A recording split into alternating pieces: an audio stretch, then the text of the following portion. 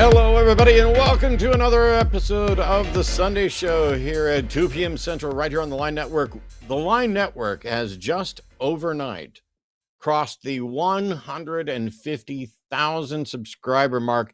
Huge thank you to everybody who's subscribed. All of you who aren't subscribed, what are you waiting for? I mean, you should click subscribe right now. I mean, my own personal channel is sitting at like 196,000, so I'm just a little bit away from getting 200,000. I genuinely hope that some of you sneak over to my channel and get me over 200,000 before the line gets there. But even if you don't, we are well on our way towards hitting 200,000 subscribers here on the line. Couldn't possibly be excited or more excited about it. Arden told me last night we were sitting around and she's like, I think we're going to cross 150,000 before we even start the show tomorrow. And I was like, well, we definitely need to, make sure we highlight that.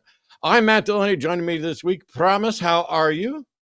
Hello. I'm excited to be hosting with you again. I feel like this is a rare treat. Like just was Wednesday, we were hanging out, and now we get to do it again. And we already have some theist callers, which makes me very excited. So it shouldn't be a rare treat. We should just do this like all the time. I know. Just come on, hang out with me whenever. It's good. Or let me hang out with you. Quick note, on Wednesday, we tried something a little bit new, and I will extend that today as well, but I'm not going to give you the long introduction. Basically, wow. Basically, there are people who aren't ready to call in and defend their beliefs, and they know it. It's a harsh reality that, some of us have been doing this for a long time. Some of us have dug in for it for many years. We've engaged in conversations and debates, and some people aren't ready to take questions. What we really want is for somebody to call in and say, here's what I believe. Here's why I believe it. And if at any point in that process you are uncomfortable continuing, you don't have to hang up. You don't have to lie. You don't have to pretend to know stuff you don't know. You can just say, I don't want to address any other questions on this right now. And we will do our best to deal with whatever it is that you've presented. And we'll just kind of let you go. At least that way, we are more likely to be in a position where we are letting people accurately present what they believe, why they are convinced. And that way, the troll-like callers that are, calling in to lead up to some version of a Baba Booey for us, maybe they get less airtime and less space because more people are genuinely willing to call in if they know they're not going to get, grilled. We will still address what you said. And so we are not looking for people who are trying to be co-hosts on the show to call in with a dissertation on something unrelated to the God questions. When you tell us what you believe, try and be specific. Hey, I believe in some version of the Christian God, the Muslim God. I believe in Scientology or ghosts, goblins, demons, whatever. I believe in a higher power. And then when you talk about why you believe, is it an argument? Is it based on evidence? Is it because of, it couldn't be any other way? Do you believe it because of the Bible? Do you believe it because this is what you were taught? Or because trees can't make themselves?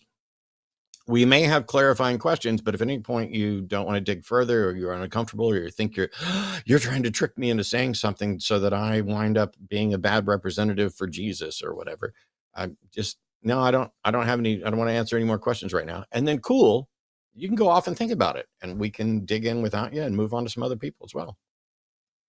I like it. That is the entirety. Good idea.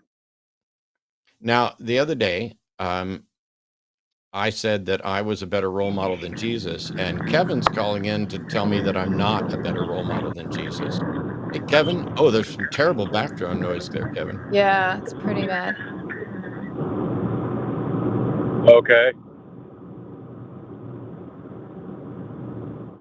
Are you driving, Kevin? I'll be pulled over in about 10 minutes if you guys want to take me back. Well, then we'll put you back in the queue. Okay, so Yeah. among the other rules, don't call in when you're driving. It's a good rule. If at any time we figure out that you're driving, we will end the call. It's not worth the risk. No, there's nothing. As much as we value the conversations, we'd rather you and everybody around you stay alive. And so don't do that. But we'll try this. Jacob's calling in from New Jersey. Jacob's a theist, pronouns he, him, who wants to prove the existence of a creator God. How you doing, Jacob? Hello, how are you? Not bad. How are you? I'm great. So I'd first like to preface this a little bit about myself. So I just want to give you a little bit of background where I'm coming from. So I was grown relevant? up. Is your background at all relevant to proving the existence of a creator God?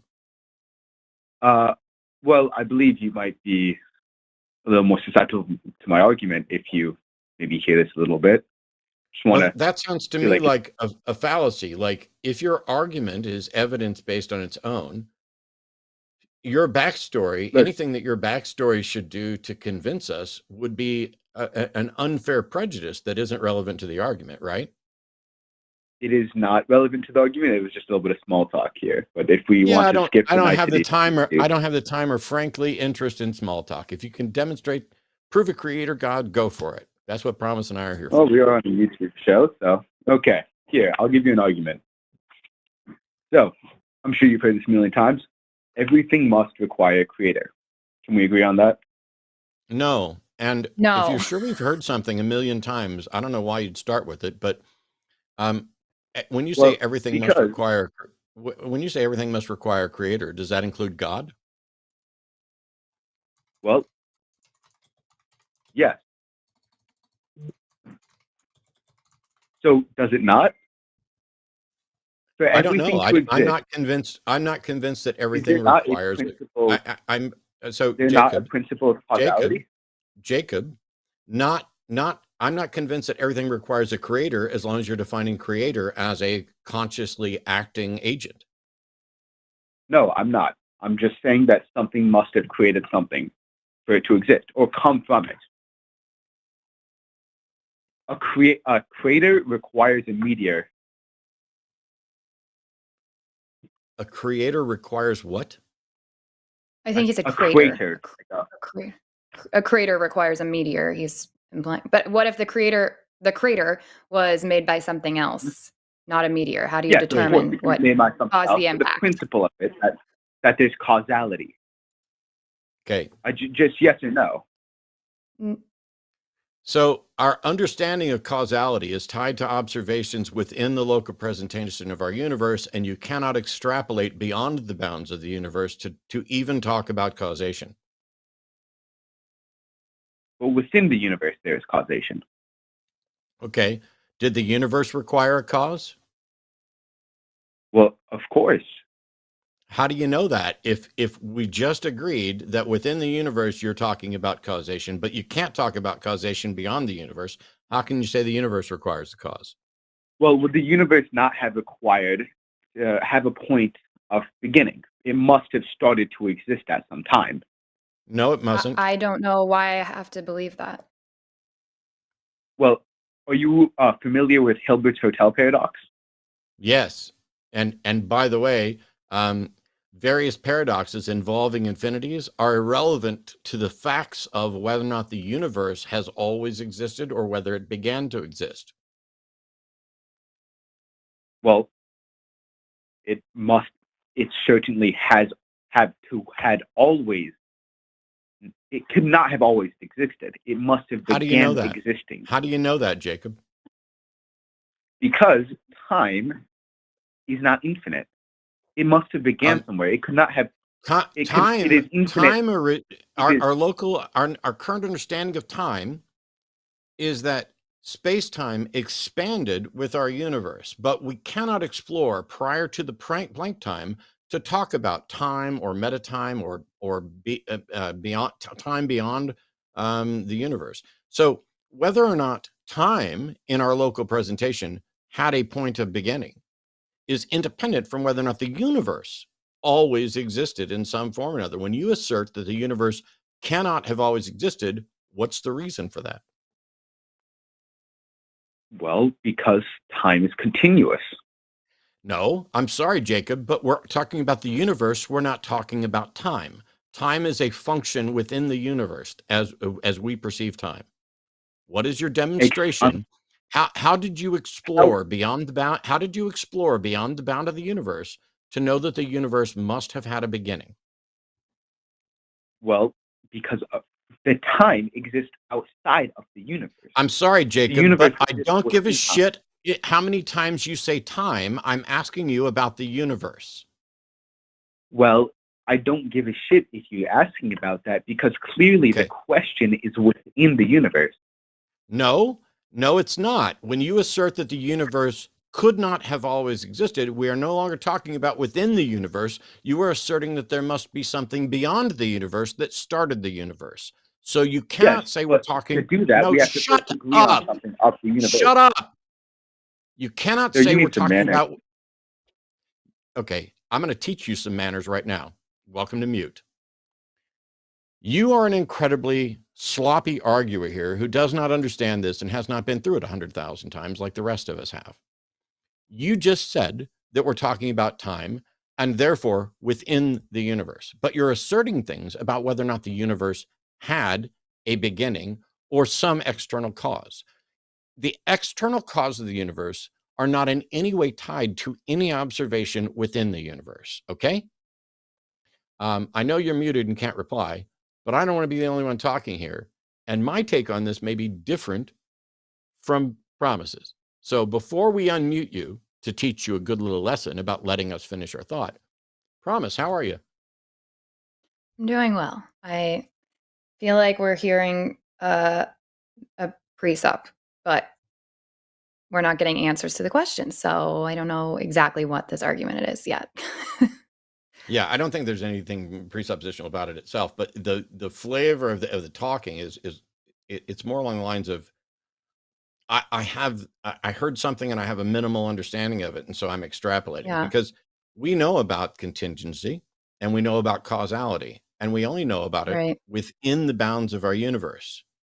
I'm asking, how can you explore beyond the universe to find out whether or not the universe necessarily existed forever, whether or not it necessarily began at some point, whether or not how and why time works or metatime outside of the bounds of the universe. And Jacob, Right. when I ask, how do you know the universe had a beginning, just keeps going to time. But time is a presentation within our local observation of the universe. So, Jacob, how did you explore beyond the bounds of the universe? Well, while in the universe, you can extrapolate on the outsides of it, as we can do with many things. No, you can't. You can't demonstrate what's beyond the universe. Not empirically. Sure. But philosophically, we can. No, that's not how you demonstrate things. That's just wild ass speculation. Until you can demonstrate it's true, you do not get to assert facts about the universe. So, you are saying that we need it to be a fact, an empirically observed fact? I'm saying that you need to be able to demonstrate it, not just navel gaze and think about it and convince yourself that you've reached a conclusion when you have no way to explore it. How many universes do we have access to, Jacob? So if you're grounding... I'm sorry, Jacob, I just asked a question. Jacob, I just asked a question, and that was how many universes do we have to explore? Well, I have no clue. There could be infinite universes. No, I'm sorry, Jacob. The question, if you'd actually listen very carefully, is how many universes do we have to explore? Do we have to explore?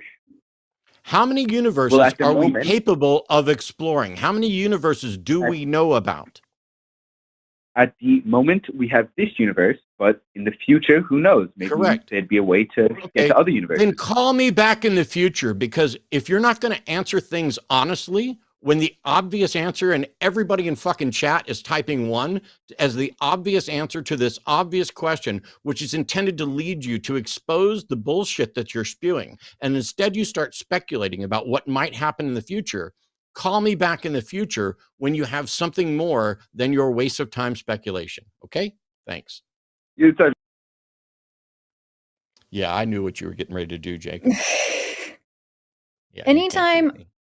the evidence for God starts with asking us, you agree that blah, blah, blah. It almost never is going anywhere honest, because if you have to start your evidence with this question that neither of us agreed with, I don't feel like you had a full argument prepared. You just had this thing that you needed us to agree with, and then therefore God. It's kind of like you could do an analogous thing where, because we've only been able to explore life on our planet, all we can do is try and speculate about life elsewhere. And because we know one way in which life currently exists, carbon-based life and self-replicating, molecules and things like that, we can look for the building blocks of life elsewhere in the universe. And we have found some of them. We have found comets, and we have found systems, solar systems, that would seem to be positioned to imitate, or at least possibly imitate, life as it is on Earth. But there may be other types of life. This is one of the reasons why I like a variety of science fiction that could be vastly different. And so what Jacob's doing is saying, because we've observed some of the life on this planet, we can then extrapolate and say, hey, there's life somewhere else, and there's life over there, and it's this type of life. Or because Jacob may believe that there's no naturalistic explanation for life, that it must have been created, he can then start making assertions about how there's not life elsewhere because, I know the guy that created it and he didn't do it. It is a tempting thing to say, the universe had to have a beginning. And if causality that we observe extends to the container that we're in, you would be correct. If in fact you could demonstrate that causality outside the universe works the way it appears to work within the universe, and you were able to show that this universe necessarily could not have existed forever, then you would have a true point about causality. But the problem with Jacob's Skull is that we don't know any of that. This is speculation about the nature of causality. Right. And the Yeah, and boundaries of it. and the honest answer is we don't know. Yeah. So, and making Which is the something answer up, you gave and I gave, I believe, right at the bat, which is, when right? somebody says, hey, do we agree on this? And it's like, no, we don't agree. That doesn't mean we're convinced that it's wrong. Right. I don't know of any other universe. I don't know how to explore any other universe. There are certain things that we can speculate about. Hey, if there was another universe, what would it be like? If there was a multiverse that was generating universes, clearly this would be one of them, but what do we know about the others? If our understanding of time is locked into currently the Big Bang cosmology model, where essentially you have T0 is the instant that expansion began. Anything else you talk about time before that 0 point doesn't make any sense. When you talk about time outside of our experience, it doesn't make any sense. And if you're going to try and use that to say, this is how I know the universe had a beginning, you've already misdefined things. What you should do is say, I suspect that causality extends prior to, if we were to trace backwards prior to the origin of the universe. I expect that causality extends beyond the boundaries of the known universe. And therefore, I'm just going to go ahead and say that, given my suspicion there, our universe had some kind of impetus, a first cause, something that it is contingent upon. All of those arguments are tied to the same thing: first cause arguments and contingency arguments. Basically, I'm contingent on the universe is contingent on what? And they try to get back to God is the thing that isn't contingent, or God is the thing that didn't have a beginning. But Jacob started off by acknowledging that, God needs a beginning too. and then he wants to go into Hilbert's Hotel, which is another infinity paradox. And it's, you know, I don't know. I worry that somebody finds a mathematical curiosity, be it, infinity as it is in Hilbert's Hotel paradox, or as it is in the various Zeno's paradoxes, or as the ancient Greeks did with 1.816339, towards a golden ratio, or finding irrational numbers that go on forever. All of a sudden, it's confusing because your brain can't process it. And we inject magic into that. I mean, we as Right. a society, and perhaps without justification. But if you're going Yeah. to say, I want to present an argument for the existence of God, or I want to prove a creator God, and then you say everything requires a creator, including the creator God, now you've created a real problem. Because if you are going to make an absolute statement about everything, and you're like, everything requires a creator, including the creator of the universe, and including the creator of the creator of the universe, and including the creator of the creator of the creator of the creator of the creator of the creator of the universe, now you run into this problem of you can't ever get started. There wasn't a first creator in Right. that model that Jacob's got. And so you either get to a point, and by the way, this is all about regression, which has its own problem of us looking backwards in time rather than following it in the normative direction. And by the way, Sure. there's something interesting I saw a week or so ago where scientists have observed negative time. I'm waiting for Dr. Aaron Adair to dig in on that and tell me more about it at a later time, because I don't get it. But let's go back to Yeah, some fun here. I need him to explain that like I'm 5, because I saw that too and had to stop reading because I was lost instantly. Cool. Let's see if Kevin is now no longer driving. Kevin in Oregon, to Okay. answer him. I'm assuming you're parked now. Yes, sir. How you I doing? believe that. Good. How are you? I'm all right. I believe that Christianity is true because there are only 2 other options, and those options both lead to depravity, as demonstrated by you and your claims about morals, which are demonstrably immoral, as demonstrated by the lived experiences of the people that partake in those immoral actions through their lifestyles. And I can give you examples. Oh, it said here that you were calling in to say I'm not a better role model than Jesus. That's right. And and I'll give you examples. For example, do you believe that sex work is morally virtuous? Morally virtuous? I don't know whether or not it's morally virtuous. Is it morally good? I don't know if it's morally good. I don't find it to be morally evil. Okay. What about you, Promise? Do you think prostitution is moral? Moral? Yes, I do. Correct. Yes, you do. So would you be a Here's prostitute, the and would your problem, husband approve of that? Kevin, here's First the of all, problem. You asked me if I thought it was morally virtuous, and you asked Promise if she thought it was moral. And the difference here is that I view moral virtue as something that is done as a good, and then there is a morally permissible, like it is not prohibited. So right. I have no moral prohibition to sex work on its face. That doesn't mean I consider it a moral virtue. I just don't consider it a moral vice. I don't consider it a moral obligation to not engage in sex work. Now, please, I'm promising to answer your other question. Here's my problem already right off the bat. Who cares if I tell you that I think all these terrible things are moral and great? Who cares if I think being a serial killer is what I ascribe to be someday? What is your evidence that what you believe is true? My evidence is that your lifestyle has lived through the lived experiences of the people that partake in the actions that you consider moral, leads to depravity.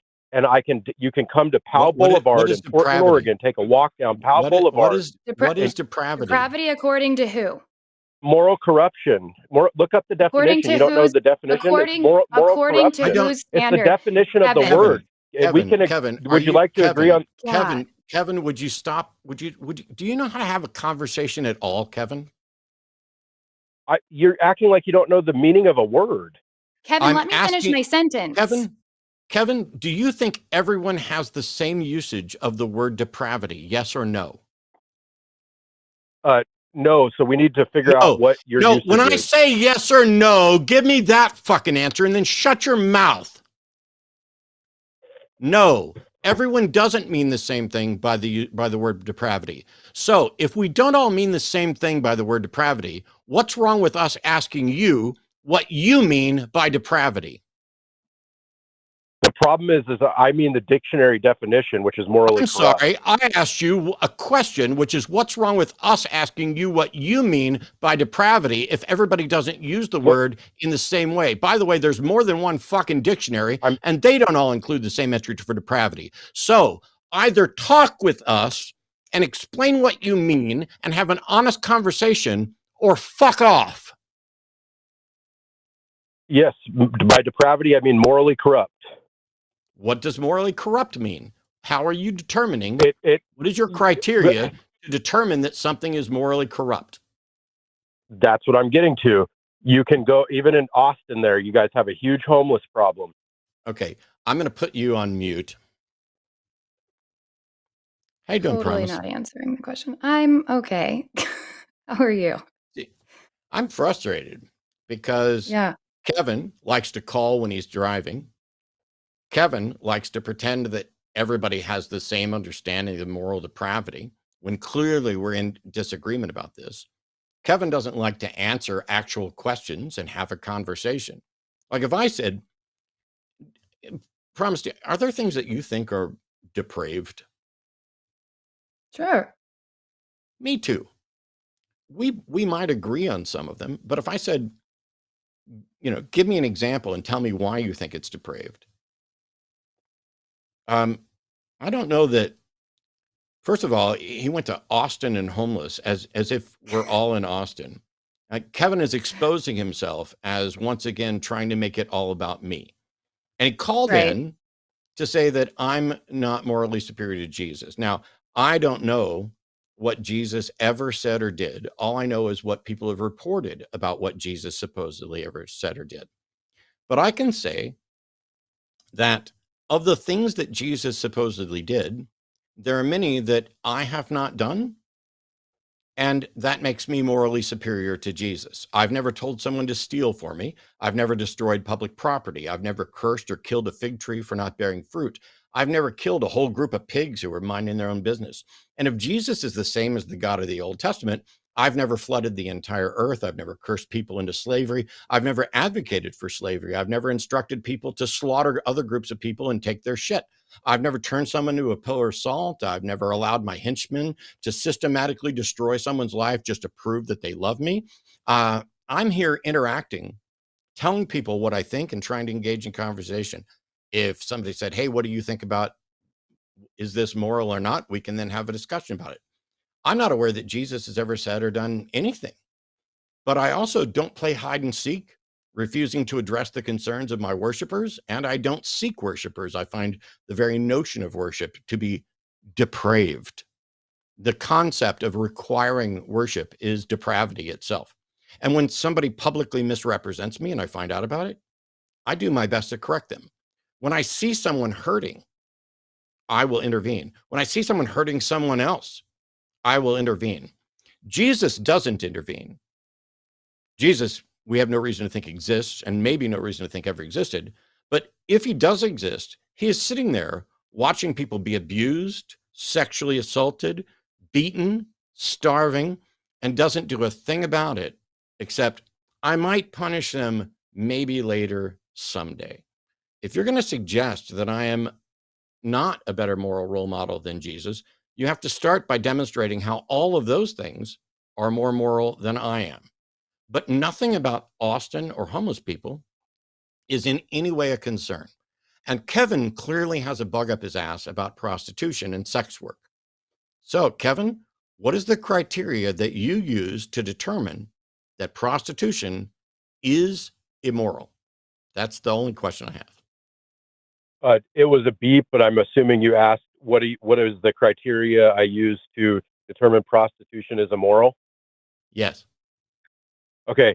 The criteria I used is literally asking prostitutes about their lived experience and how they feel about it, because morals are written on our heart, as God states in the Bible.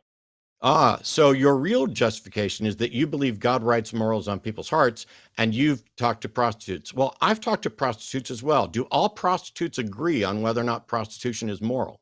Yes or no? Deep down, yes, all of them do. It's immoral. You're They know a it deep liar, down. Kevin. You are a So you're liar just and you are lying. dishonest. We No, don't I'm have not. to keep. Yes, you are. Then why won't Eve be a prostitute? Why won't Promise be a prostitute? I'm sorry. First of all, what I do or don't do has nothing to do with this conversation. Second of all, But you if I won't do it wanted because to, you I know would it's do so. wrong. I'm also not a jazz pianist. It's not because I think it's wrong at all. I have all sorts of reasons, none of which I'll be sharing with you. You've been a condescending asshole this entire conversation. I'd really like it if you'd answer Matt's questions instead of deflecting over to me. That's really a cheap shot when he's asked you some basic things that you won't answer.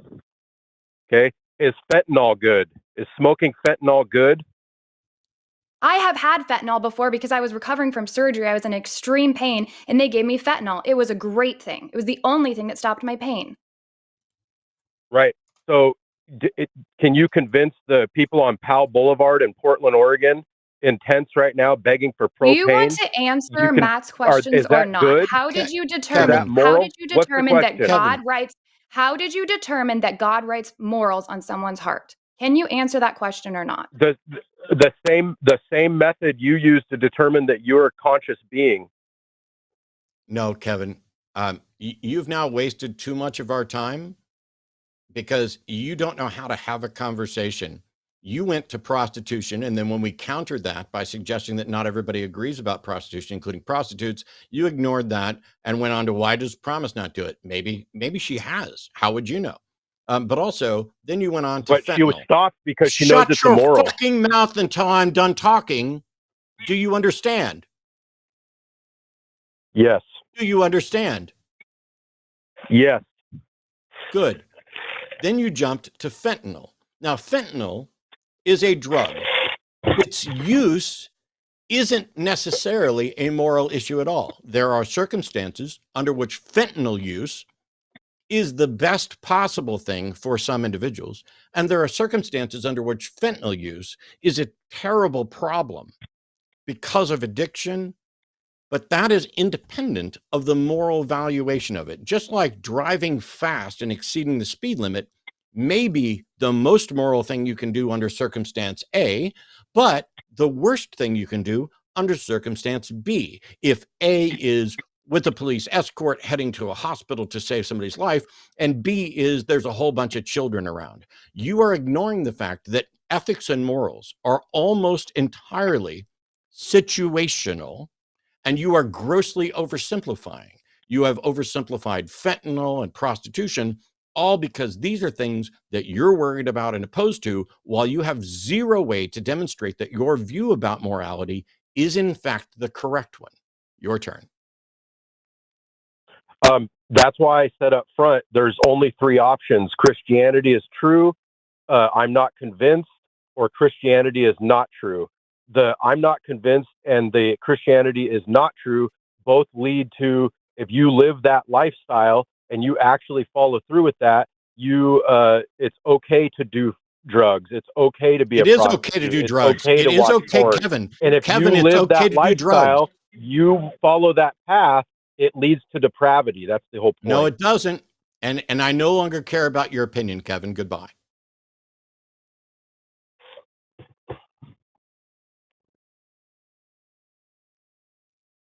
The dishonesty is like, very frustrating. He's like, there's only three options. Either Christianity's true, Christianity's not true, or I don't know. No. Those aren't the options. Either Christianity's true or Christianity's not true.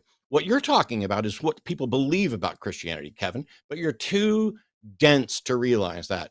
Either you believe that Christianity is true, you do not believe that Christianity is true, or you have remained uncommitted, or actually, in reality, you are either convinced that Christianity is true or you're not. But you could be convinced Christianity is true, convinced Christianity is false, or not convinced of either of those. So you have to be careful when you go from X to not X, and then belief about X, because you believe X, do not believe X, and then believe X is false. Those are the three. Right. But you just assert that if you don't accept that Christianity is true, you will then fall into depravity. But your argument is circular, because what you're saying is, if you do not believe that Christianity is true, you will not hold the same moral views that I hold because of Christianity, which by definition makes you depraved. And so while somebody could do drugs and never having a problem, somebody could do drugs and never have a problem from it, therefore engaging in nothing that is moral depravity, even under your view of Christianity. But you just skip past all that.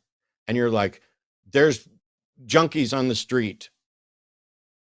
Okay, you know what? I don't think that their addiction makes them immoral. I think that their Right. substance abuse problem means that they need help. And I think that while you didn't defend your notion that I am a morally inferior role model from Jesus, Jesus hung out with prostitutes. Jesus, I would hope, would either look at someone with a substance abuse problem and say, that individual is in need of our help, or Jesus would pronounce them immoral. If Jesus agrees with you and pronounces that person immoral, then once again, I am morally superior to Jesus. I'm morally superior to you, Kevin, all day long, because I don't sit around smugly thinking that hookers and junkies are just immoral and weak. Well, and I that's my recognize problem. it. He that entire conversation was just trying to point things back on us and make it some personal situation. But I don't Yep. have any friends that are sex workers that would ever try to be so condescending, so rude, try to imply that they can read my mind, accuse me of lying. When I just said, I don't believe that prostitution is inherently immoral. And then you go on to say, you don't do it because you think it's immoral. You don't do it. Don't try to thought police. Like, that's so infuriating and so dishonest. And whatever lifestyle it is that, what was his name? Kevin? Kevin. Is practicing is one that I would like to stay so far away from, because to me, there was so much more moral depravity I just experienced in that phone call than with any of my friends that are sex workers. I have friends and friendly acquaintances and former partners who have been sex workers. I have had sex workers as guests on my show. I have a friendly acquaintance who was a porn star in the 80s and remains a sex worker today. The notion that all sex workers, they know down deep inside that it's immoral, is really just you, Kevin, taking your personal baggage and projecting it onto everybody else. You have become convinced that X is immoral and leads to terrible lives because somebody did the sharpshooter fallacy and said, look, here's someone with a terrible life and they were a prostitute. Here's someone with a terrible life and they were a drug dealer. The only explanation for that is that it's immoral. Well, morality may not be a function of whether or not you have a troubling and difficult life. Morality might not be the reason you end up homeless. And when you paint with a broad brush to make it look as if everybody homeless, everybody in prison for anything, everybody who's having difficulty is just engaged in morality, you don't even have a kindergarten level of moral accountability, moral foundation, and moral responsibility. Instead, you're the little child whose mind was polluted by religion. And then you were steeped in it and surrounded by it to the point where you can no longer think for yourself. And that's why you can't answer the questions that we ask. That's why you refuse to actually address the exceptions to your tiny little narrow prescriptivist mind. Well, and when he's pointing out, oh, I've talked to prostitutes and they said that it was bad for them.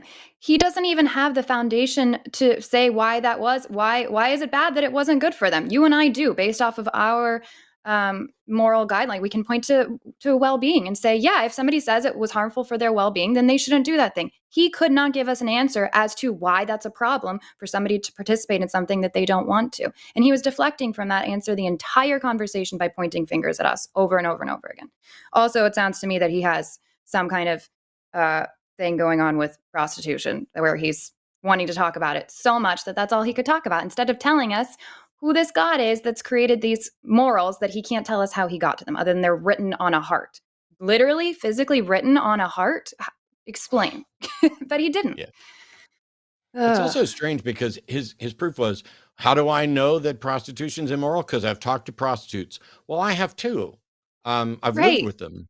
And I've talked to some that don't find it immoral. So if you talk to prostitutes and the ones that say it's immoral is sufficient to demonstrate that it's immoral, and I talk to prostitutes and they're not willing to say that it's immoral and they don't genuinely believe that it's immoral, you just assert that deep down they know it's moral. So if I countered your claim and said that every one of those prostitutes you spoke to, which I doubt that you did any kind of survey, but if every one of those prostitutes you spoke to who find it to be immoral, if I said deep down they know it's not, deep down they know there's not an actual moral valuation of prostitution.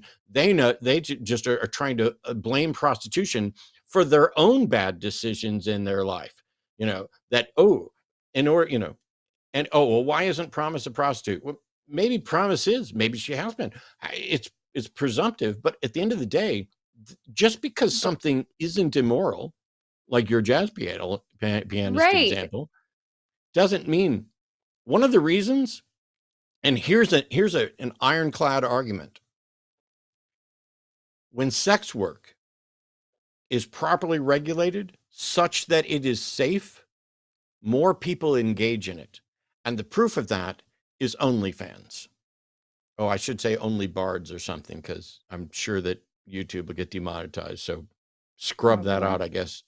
But the number of individuals who are doing sex work without ever being in contact with another human being physically, without being put at any risk, just, hey, you want to look at me naked or nearly naked? Cool. Hey, you want to watch me engage in sexual activity? Cool. Pay me. Has dramatically risen. So when you make things safer, turns out there's plenty of people who are absolutely willing to do it. And the other thing is, it may not pay forever. And because, people are into a lot of different things, but there's a bell curve of when people are likely to make money, both with regard to age and body type and whatever kinks are out there. And so it may not be viable for everyone at every time, which is completely independent of whether or not it's moral. But anyway, enough of that. Jamie, Florida pronouns he, him. Jamie, something about ex-Christian, nah. I don't know. Jamie, what's going on? Were you ever saved? Was I ever saved? No. I do not believe I was ever saved, but I thought I was once upon a time, and so did my parents, and so did the people in my church, and so do some of my minister friends who say that I'm still saved. But I don't believe that I was ever actually saved. I just believe that I thought I was saved.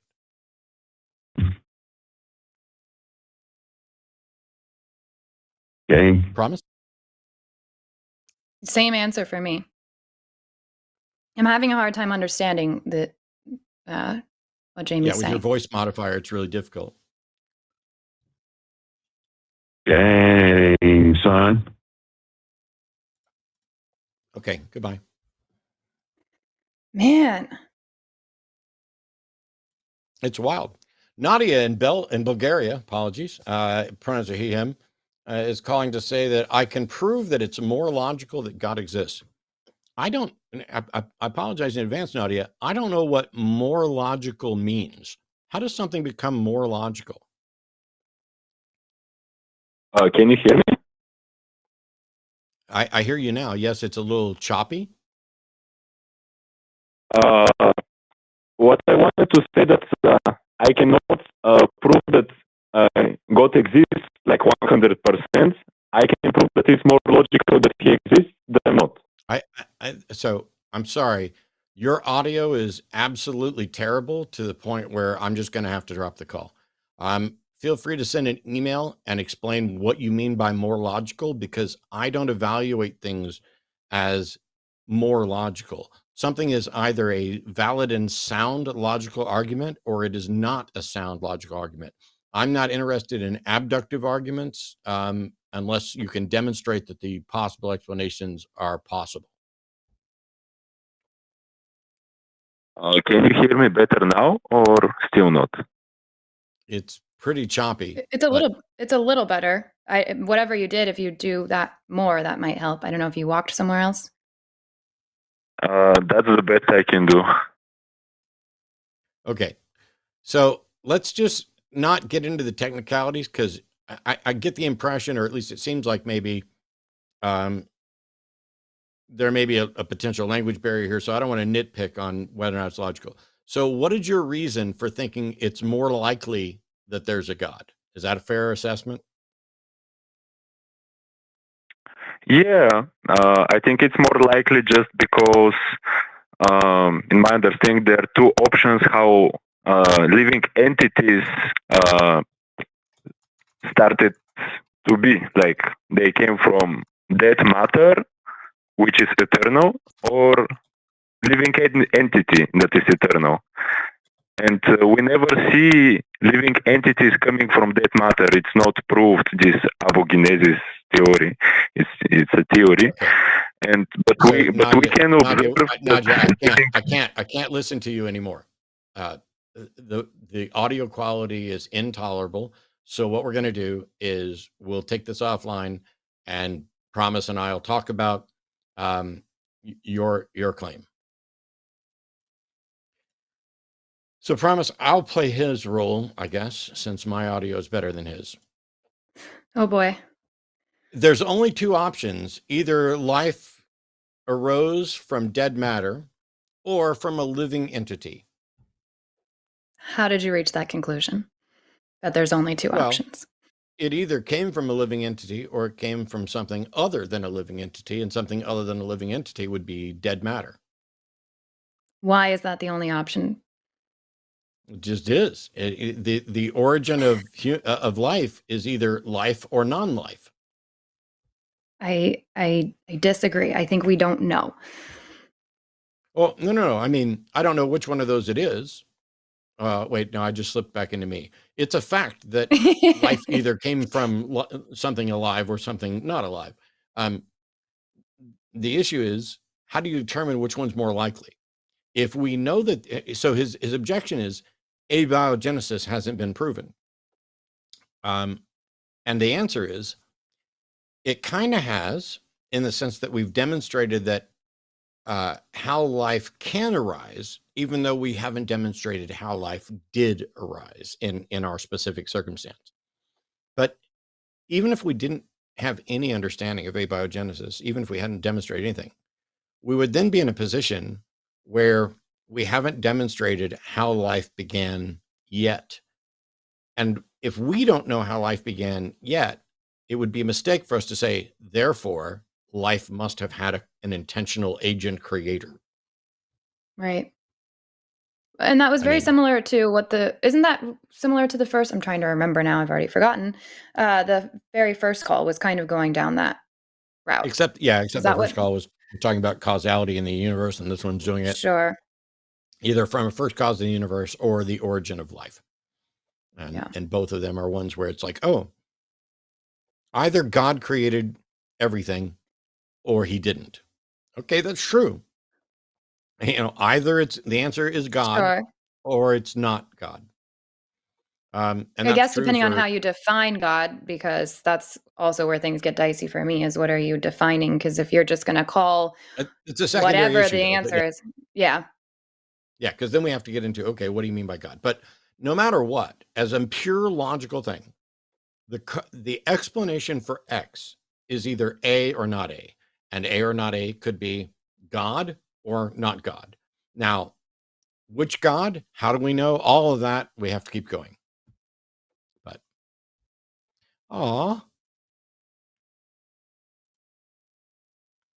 boom, got it fixed. Sorry, there was a transphobe in chat, and I just like squishing him on occasion. Darius is calling from Missouri. Pronouns are he, him. Darius is a theist who wants to expose the secrets in the Bible. How you doing, Darius? Hey, I'm doing all right. How about yourself, Matt? I'm You hear me okay? Yeah, you're much better than the last caller. Yeah, hilarious. So I really just wanted to point out a couple books in the Bible. I know you so would you consider science being above religion as far as progressive things are concerned? I don't understand your question. And you're saying, I'm so confused because it says you want to expose secrets in the Bible. And then you said you want to talk about a couple books in the Bible. And now you're asking me about science being above religion. I have no idea what you're talking about. Okay, so I mean, basically to me, the Bible is a science book. A lot of people, they parade around as if science and religion are completely separate. Do you believe that they are or are they not? Science. So the Bible isn't a science book, and religion is a broad category for a lot of different beliefs, not just the ones having anything to do with the Bible. But I mean, so generally is science, right? speaking, science isn't religion, and religion isn't science. But you have to be more precise. I mean, so Although when you say religion can science, make claims about science, that does happen. We see that. So I mean, science is pretty much the same exact thing to me. You have branches of religion, branches of science. You can call religion Christianity. You can call science astrology. I mean, you get what I'm saying, Matt? No, astrology isn't science. I mean, but Christianity isn't religion. It's a part of it. It's a branch of it. Christianity is a religion, not religion. Right. And astrology is a science. It is the first science, correct? No, it's not. It's not. Astrology is not a science. Astronomy. I'm sorry. Astronomy. You confused astronomy and astrology, and you're going to tell us about the secrets of the Bible. Let's hear it. I mean, so most people don't even know they moon signs. So astronomy and astrology but we'll get off of that. But I definitely want to say, though, the Bible literally says that there are secret societies that literally create frogs. They trick people. If you go to Exodus 7 and 11. Wait. Darius. You said that the Bible says there are secret societies that literally create frogs, and then you said to go to Exodus? Exodus. Yeah, why on earth would I pay any attention to someone talking about the Bible if they can't pronounce the name of the books?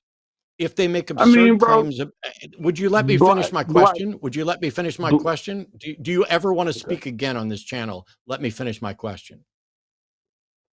It doesn't make sense for me to listen to or care about your secret thoughts about the Bible. If you're talking about secret societies making frogs, you cannot pronounce the names of the books. You confuse astrology and astronomy.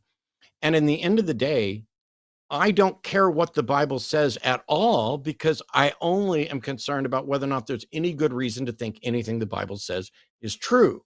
And that has to be established independently, right? I definitely understand that, Matt, but you definitely have to understand. I don't mean to get really deep, but as a black person, we wasn't even allowed to read up until like freaking 70, 80 years ago. So I'm sorry if astronomy and astrology. How old are you? How old are you? Were you allowed to were you allowed to read your entire fucking life? Then why are you bringing up shit that was before you? I mean, this in my blood, man. I just want to. It's not in your blood. It's not in your blood, Darius. You don't get to blame. Something. You don't get to blame things on the fact that you're black. Wow. Okay, Wow. so I mean, can I at least get my point out before you try to say that I'm wrong because I pronounced the word wrong? That's kind of unfair. Darius, forget about the mispronunciations. I mispronounce things all the time, so I can't judge that. But I'm in the middle of talking, so I just want answers for what you're getting to, because so far you've made like a lot of really extraordinary claims, but I haven't heard what Matt asked is what my question would be, which is why should we care what the Bible says? I mean, honestly, I just have the verses in Exodus that literally says, I mean, a lot of people know this. So Moses came to the Pharaoh and he turned the river into blood. The Pharaoh literally says, what we've been doing there for years. So, I mean, how deep does that rabbit hole go to where the Pharaoh has been? I mean, we truly don't know how deep that rabbit hole is. I mean, if Matt really got... But why should I take this as anything other than a story, like a fairy tale? Why should I take this more seriously than a fairy tale book? Because what you've just said is so outrageous that I have no idea how I'm supposed to relate that to reality at all. I can definitely relate it to reality for you. So today we have scientists that are behind the walls that are literally creating military weapons in secret. Is that not a reality? Do you want people making military weapons in public? I don't understand what this has to do with why I should take the Bible seriously. I mean, you evaded my question. You evaded my question. Is that not a fact? No, I asked you. If it's secret, we wouldn't know about it. How do you know? I mean, so we all know that we have our own government that literally hides things from us. They hide technologies from us. For you to say that your government is truly being 100% honest and telling you everything that they experiment and find. Darius, okay. Did either of us say that the government is telling us everything? I was in the military for 8.5 years. I'm well aware that there are things that I know about the government that I can't talk to you about, but that doesn't mean that we're creating frogs. I mean, you don't know. I promise you, bro, if you honestly would tell us anything from that, it's somebody out here that could expose something else. But you know what? They will literally kill you, man. They will not kill. They will unalive you. Like, you know how deep the rabbit hole goes because you were in that rabbit hole. So you telling me that, hey, I don't want to pay attention to something that says secrets in the Bible. It says secret arts in the Bible. The Bible clearly lets you know that there is a hidden society creating things. They were creating frogs. They were creating gnats. How do you know somebody was creating frogs? Because the Bible says it, that if you would have opened up the book, it says that they were creating frogs. Listen up, Darius. I've opened up the book and I know how to read it and pronounce it, and I've taught it for years, both as a Christian and as an atheist. At no point is there a secret society in the Bible creating frogs. Okay, well, would you at least turn to Exodus 8 and 7? It says that they were creating. I already have Exodus chapter 8 open, literally, because I know this shit better than you do. It's a plague. It's not a society creating frogs. It is people doing magic, and God's creating frogs, not secret societies creating fucking frogs. It says the magicians, that's why God hates magic in the Bible, because the magicians use their secret arts, I'm putting quotations over there, to create gnats, to make it look like it was God, to create frogs, to make it look like it was the curse of God. Darius, do you believe this actually, Darius, do you believe that actually happened? Yeah, I can see today that the government is creating stuff for Darius, us. This is a yes or no question. Darius, do you believe that actually happened? Just a yes or no. Yes, do you believe that actually happened? Just a yes or no. Yes, so yes, you do believe that actually happened. Yes. No, Darius. I muted him. He can't say, can't stop saying yes because, and just answer yes like you asked.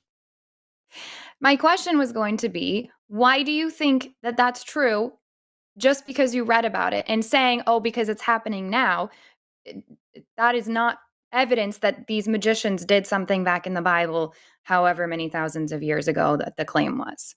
So what is your evidence that that happened? They're literally creating. Darius has been no. Darius was sitting there literally talking while muted, While I not was, listening to you. We I don't think muted he's so you I wouldn't think he's interrupt just, Darius because you're rude. And then you talked the whole time you were on mute, which we know because you were talking when I took you off mute. So Promise's question, Darius, is how do you know that the story in Exodus actually happened? I mean, so if I was to say that scientists created a fake frog today, you would be like, okay, science could do that. They could just easily replicate the cells of a. I'm going to mute you again, Darius. Promise's question, which I'm going to ask you again, and then I'm going to unmute you. So I'm going to ask the question, then I'm going to say, I'm unmuting you now. Please answer the question. And then I need you to please answer the question. How do you know, or why are you convinced that the story in Exodus actually happened? I am unmuting you now. Please answer the question.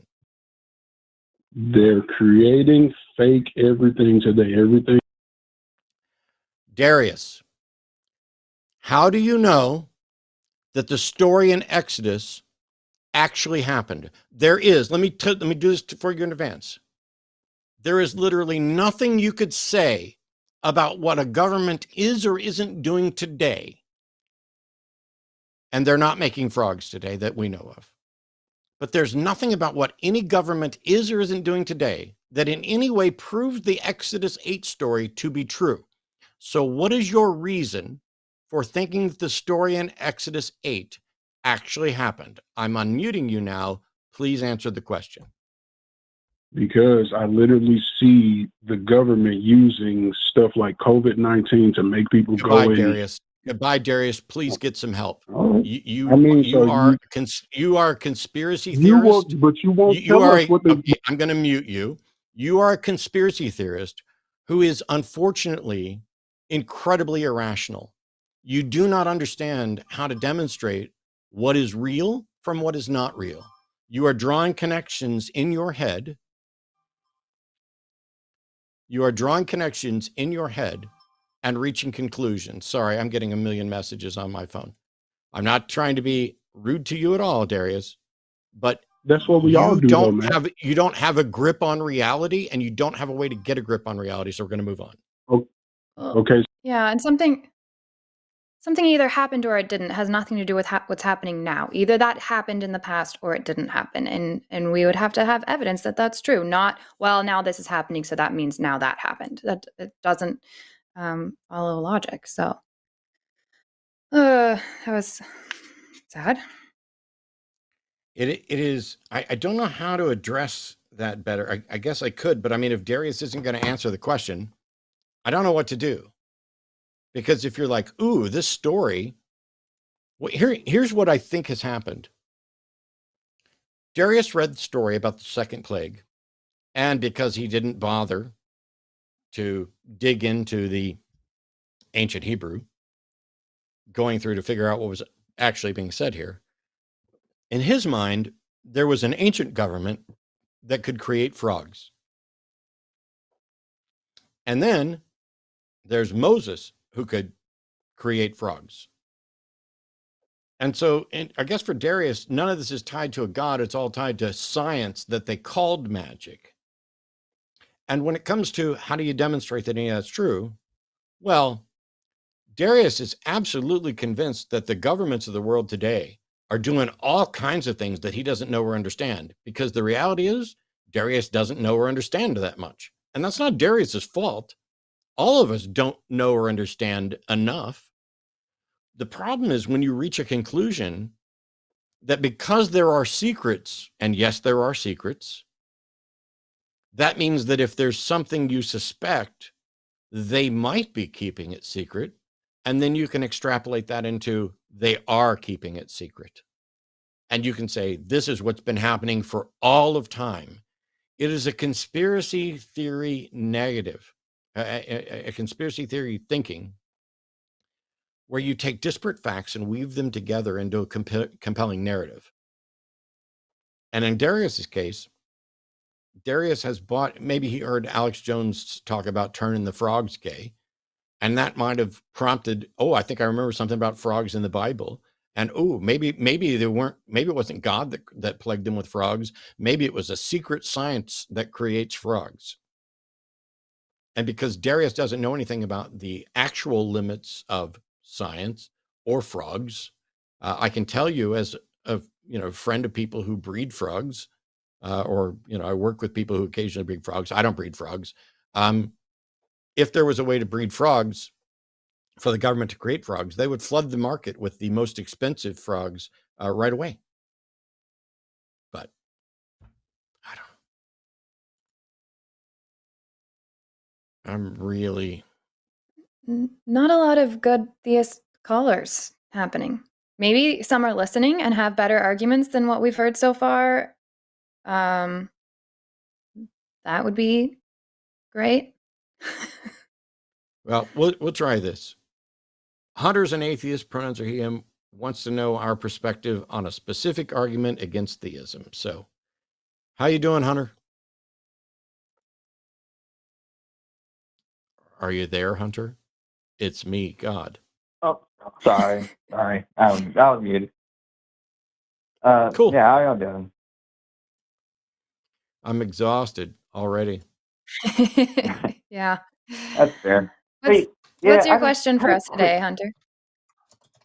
Hey, I just had a quick question about like an argument that I don't really hear quite enough, and this would be specifically towards people that put their whole faith in the Bible or a Quran or whatever. But like, wouldn't the argument of like if you claim your book is perfect and such and all that, how do I say that?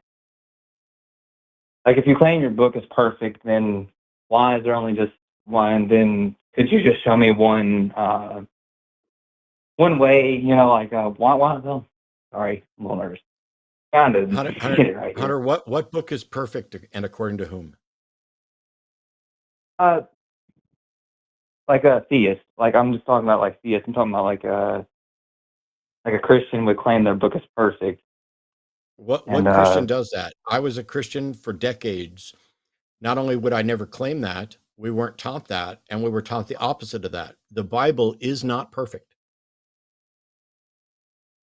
Oh. Well, I mean, I have people in my life that would claim the Bible is perfect. So, like, or like a certain book is perfect. So I don't know. I had a question, but my brain's scattered now. I'm sorry. No problem. That's okay. If you wanna call back as well and wait so you can write it down first, that's totally cool. I'm also hosting on Tuesday night with Alyssa, and we'd be happy to have you call then if you want to take time to think about it. Yeah, I guess I will more. I thought I had it in my head, but I guess I still can't get it out well. No, it's all good. Yeah, take your time, write it down, and then I'd love to hear it. Some Okay. quick notes Right. as food for thought on this. From my standpoint, as back when I was a Southern Baptist, the Bible is absolutely not perfect. God is perfect. And the Bible is inerrant in its original form, which we don't have access to. We know every Christian scholar, no matter how bizarre they are, knows that there are scribal errors, which is why they disagree about which versions are good. The ones who are the AV 1611 King James Version only think that that is the only ordained English translation. And even in that, it's not perfect. It is just the only approved one. How they get it to the point where, there's a perfect God that approves of an imperfect version of his ideally inerrant perfect word outside of that, who knows? Okay. Well, I guess I have one question off that. Well, then how could they possibly like say like scholars and stuff? So I mean, they're not dumb people, of course. They're really smart people. How can they logically? How could you even logically like defend that? I don't know. That's kind of like wrapped my brain. I don't see how you can logically defend that at all. I've been asking that for 20 years. That's why we're here. Okay, that's fair.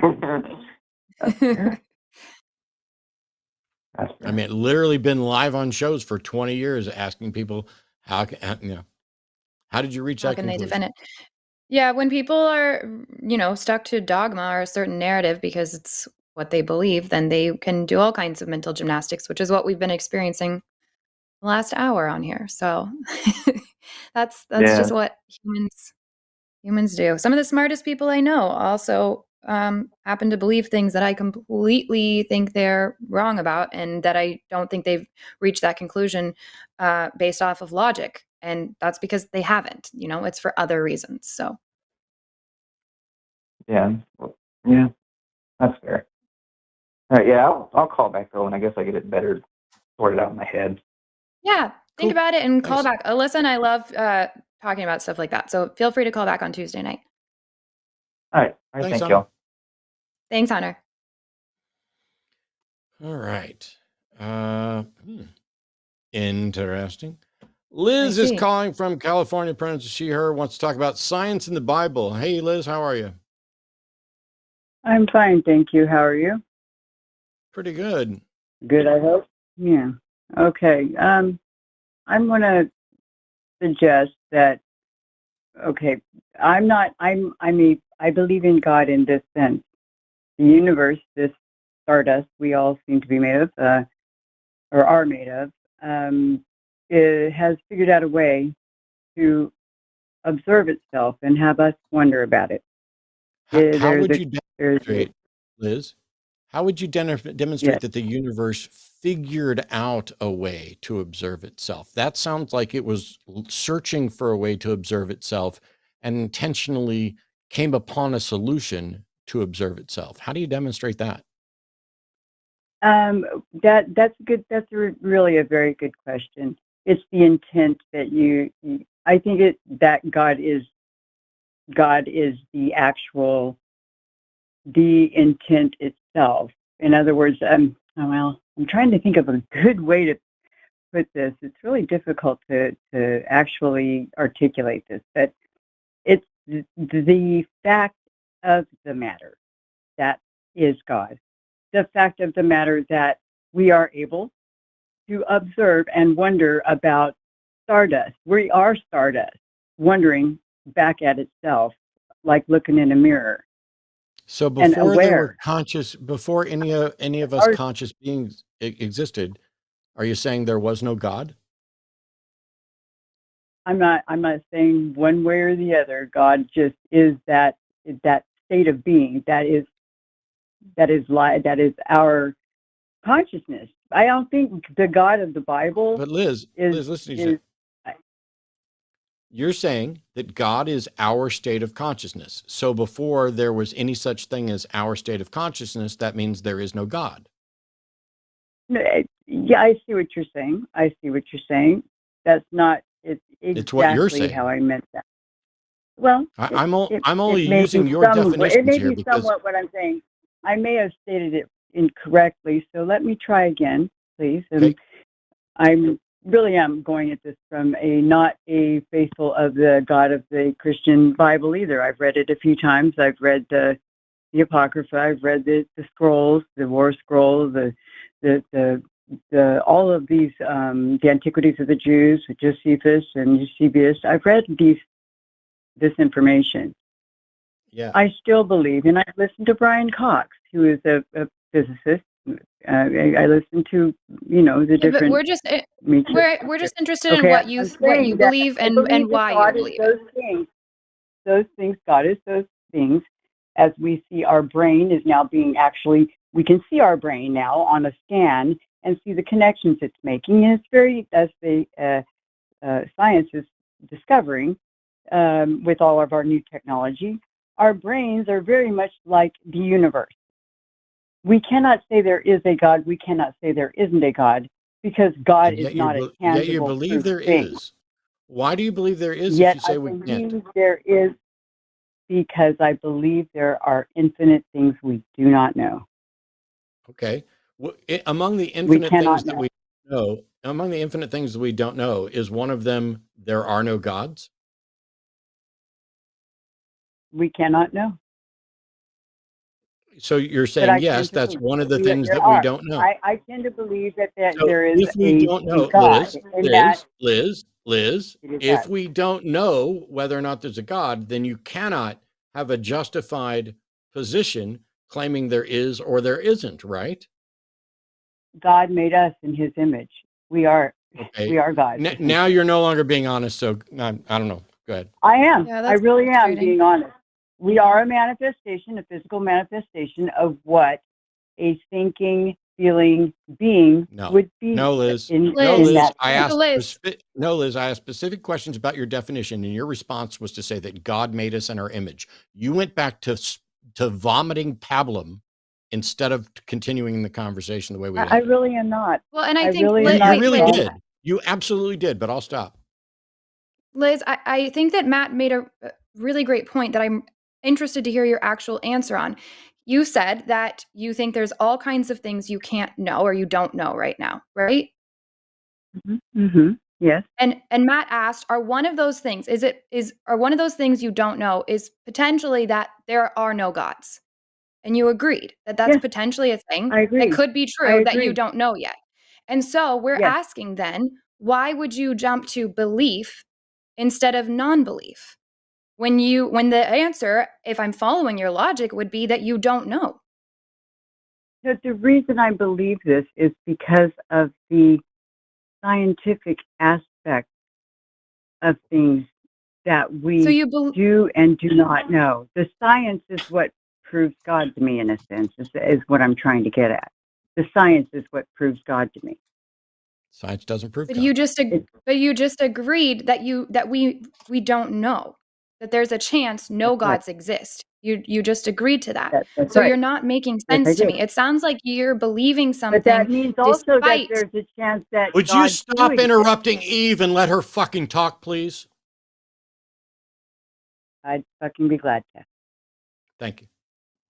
I'm pointing out that following your own logic, which was agreeing that there's all kinds of things you don't know, which could include that there are no gods, then that would mean that you have no reason to actively believe in a God. But then you go back and say there's scientific reasons, but then you just agree. So I don't understand. Your answers are conflicting with each other. Can you see how that's confusing? I can see how you're confused, but what I'm suggesting is that you're We're going looking. to pause. We're going to pause for a second, Liz. I want to clarify something because I just had to go through this with the Freedom from Religion Foundation. When somebody says, "Can you see how that is confusing?" and your response is, "I see how you're confused," you are putting the blame on them rather than on you. You said something that is in conflict. And when somebody says, "Do you not see how confusing that is and how in conflict it is?" and you reply with, "I see how you are confused," you are putting the onus on them. Try putting the onus on yourself, since you're the one communicating ideas and doing it in ways that are confusing. That's all I wanted to say about that. Continue. I see that it can be confusing to anyone, what I'm saying. That's not my point I was making at all, because I'm the kind of person that would just outright say what I think. In that sense, I'm just trying to be clear, and I'm not having any dogmatic view. I'm not dogmatic about it. I really don't care what anybody else believes. I don't attend church. Religion is bullshit. I think Christianity has its value, but I believe in God. And none of this is answering the question at hand. I'm saying to you that in answering your question, I do believe there's a God in the sense of there is we are the image of this God. Okay, I do believe that. What I'm telling you is that I believe there doesn't have to be a conflict between God and science. I believe I'm sorry, Liz, but I need you to actually focus and answer the. I need you to actually focus and answer the question we're asking. None of this was about, is there a conflict between religion and science? There's a conflict in your statements that we can't know something and that science convinces you there's a God. What science specifically convinces you that there is a God? I would say the theories on light,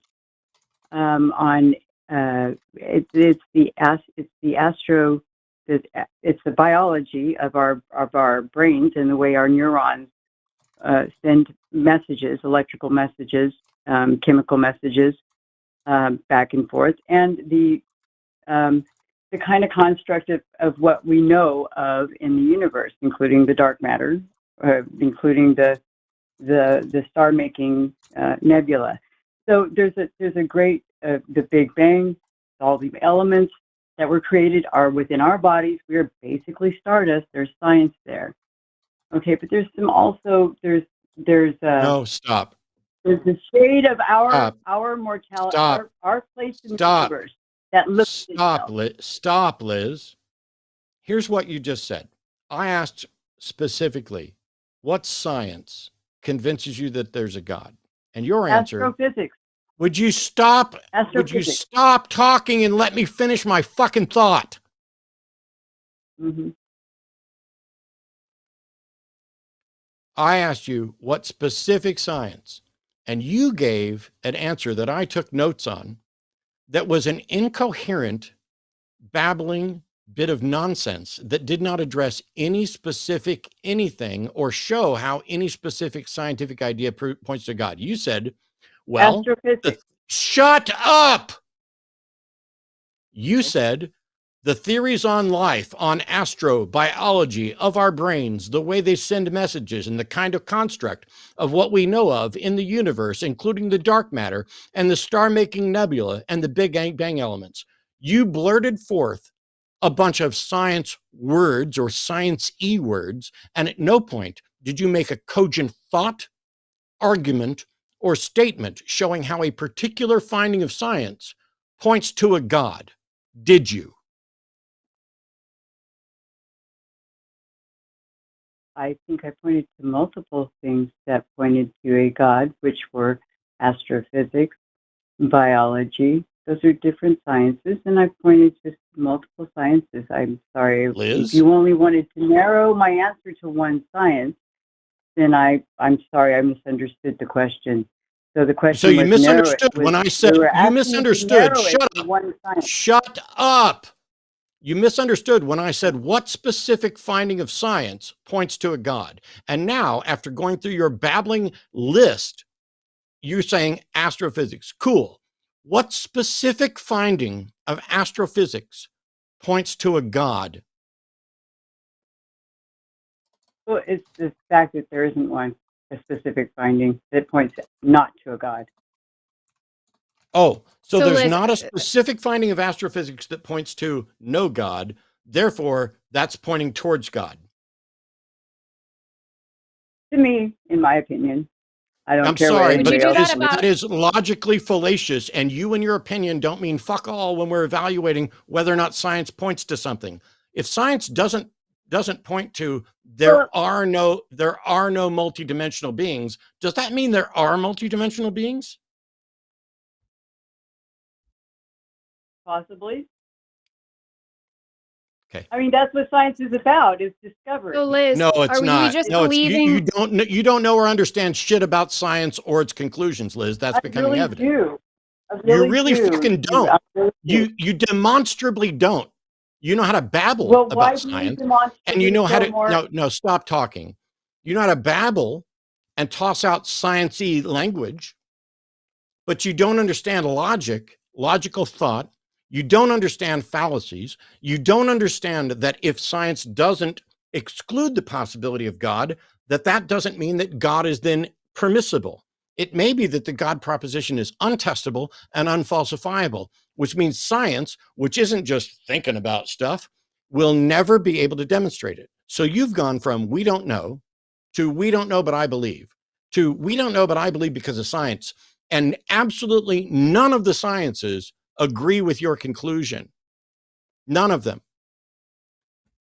Can I ask Liz a couple of questions? Yep. Please do. So, Liz, do you think it's a good idea to believe something just because science hasn't disproven it? Not necessarily.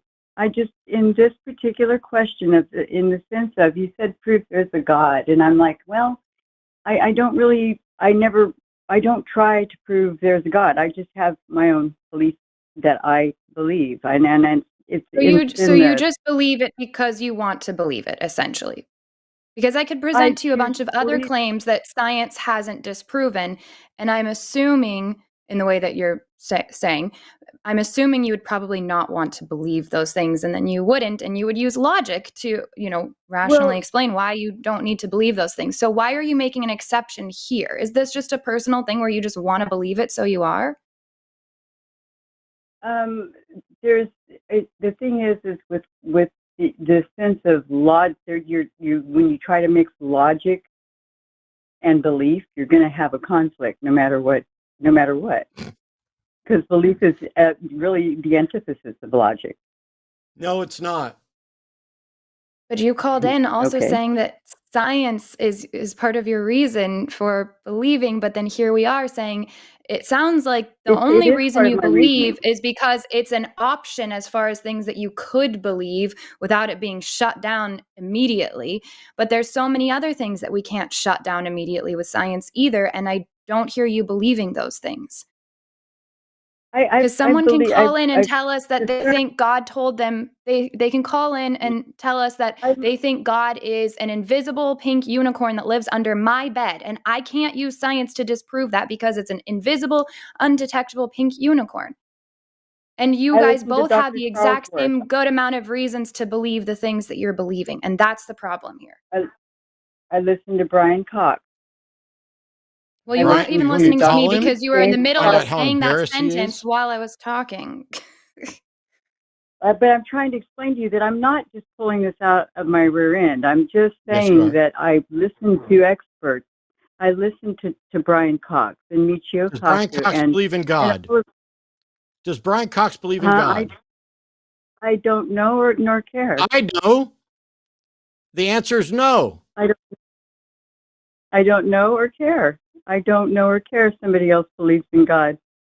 I really don't. I don't know or care who you were listening to. Yeah, I just think your dialogue is interesting. I think it's a good dialogue to have. You are a waste of my time and everybody else's time because you don't know or care about how to get to truth. And you think because you listened, no, you don't. And you think because you listened to Brian Cox that you are therefore well-informed on a particular subject when you are absolutely not. And I think for me, Liz, I wanted to know if you, I wanted to know, Liz, if you have a good reason. I wanted to know if you have a good reason for believing what you believe, Liz.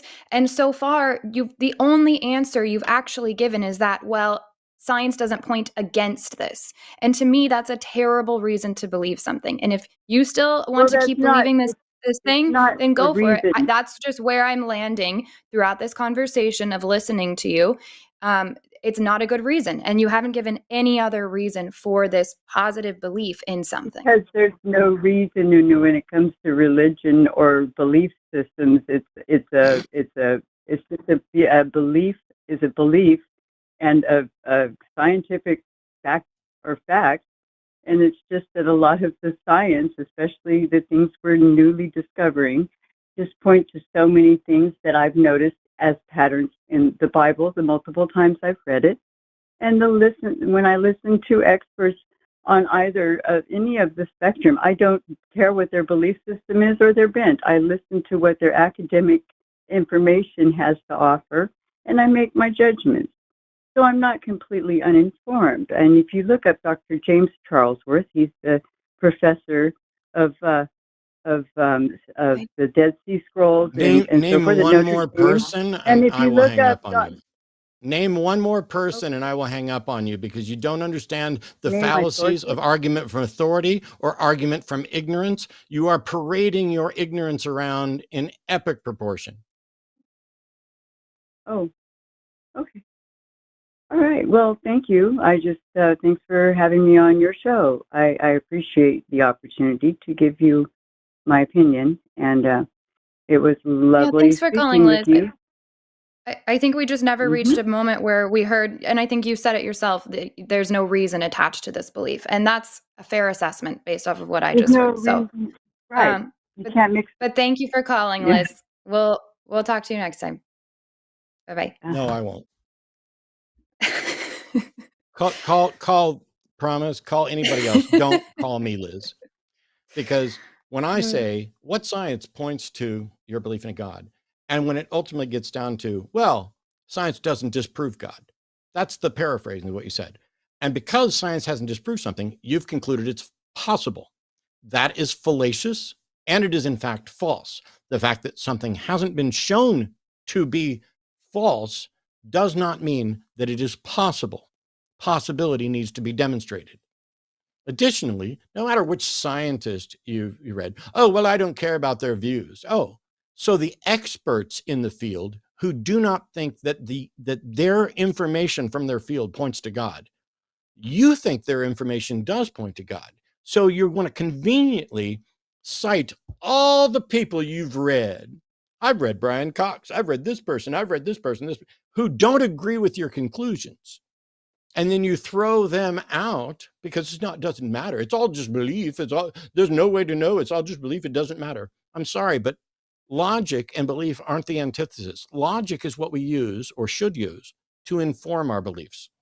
Belief is the state of being convinced that something is true or likely true. And you should be convinced for good reasons. You shouldn't become convinced of something merely because it hasn't been proven false, which is what Promise was trying to point out. You shouldn't become convinced of something just because you read something that you don't understand as well as the experts, and you throw out their conclusions and substitute your own. You are not well informed. You are not engaged in reasoning. You've convinced yourself that since nobody knows, therefore nobody can know, which means you can believe any bullshit you want and never have to be proven false. And you might turn out to be correct, but you're not being rational. It may be the case that in the rest of your lifetime, nobody proves that your bullshit, useless concept of God is in fact false, and that it is in fact not even possible. But you don't care enough about truth to figure out how to find the truth. Instead, you just go with, ooh, I can believe whatever. And as long as it's unfalsifiable, that means I'll never be proved wrong. Congratulations. You are well on your way to establishing a new religion. Hey, you want proof of God? I hear we've got somebody that has it for us. I don't know for sure how to pronounce it. It's either Ashley or Ashley. She here in Florida has 100. How do I pronounce your name? Ashley. Do you hear me? Ashley? Yes, Ashley. Okay. Ashley? Yes. Cool. You have scientific proof of God's reality. Yes. It says here. Yes. There's a delay, so please. Okay, here. Let me do this. When you're speaking, pause more often than you think you should. Leave more space and talk a little slower. There's a delay, and it's going to be a problem. It says here you have 100% scientific proof of God's reality. We're happy to hear it, Ashley. Okay, thank you so much. Thank you for giving me this chance. I really appreciate. I used to be an atheist, just like you. I still do not like organized religion. I believe that it's evil, and I believe that religion is the biggest source of judgmentalism and enmity in the world. So, Ashley, I'm sorry to interrupt you, but instead, we don't have that much time, and we really just want to get to your answer instead of what you think about any other thing. So I'm just really interested in your 100% scientific proof of God. Okay, so here is the proof. Where I was getting was, I have to say this to get to the proof. I mean, thanks for bearing with me for a few seconds. So I was an atheist because I know that classical determinism, Newtonian science, leaves absolutely no room for God.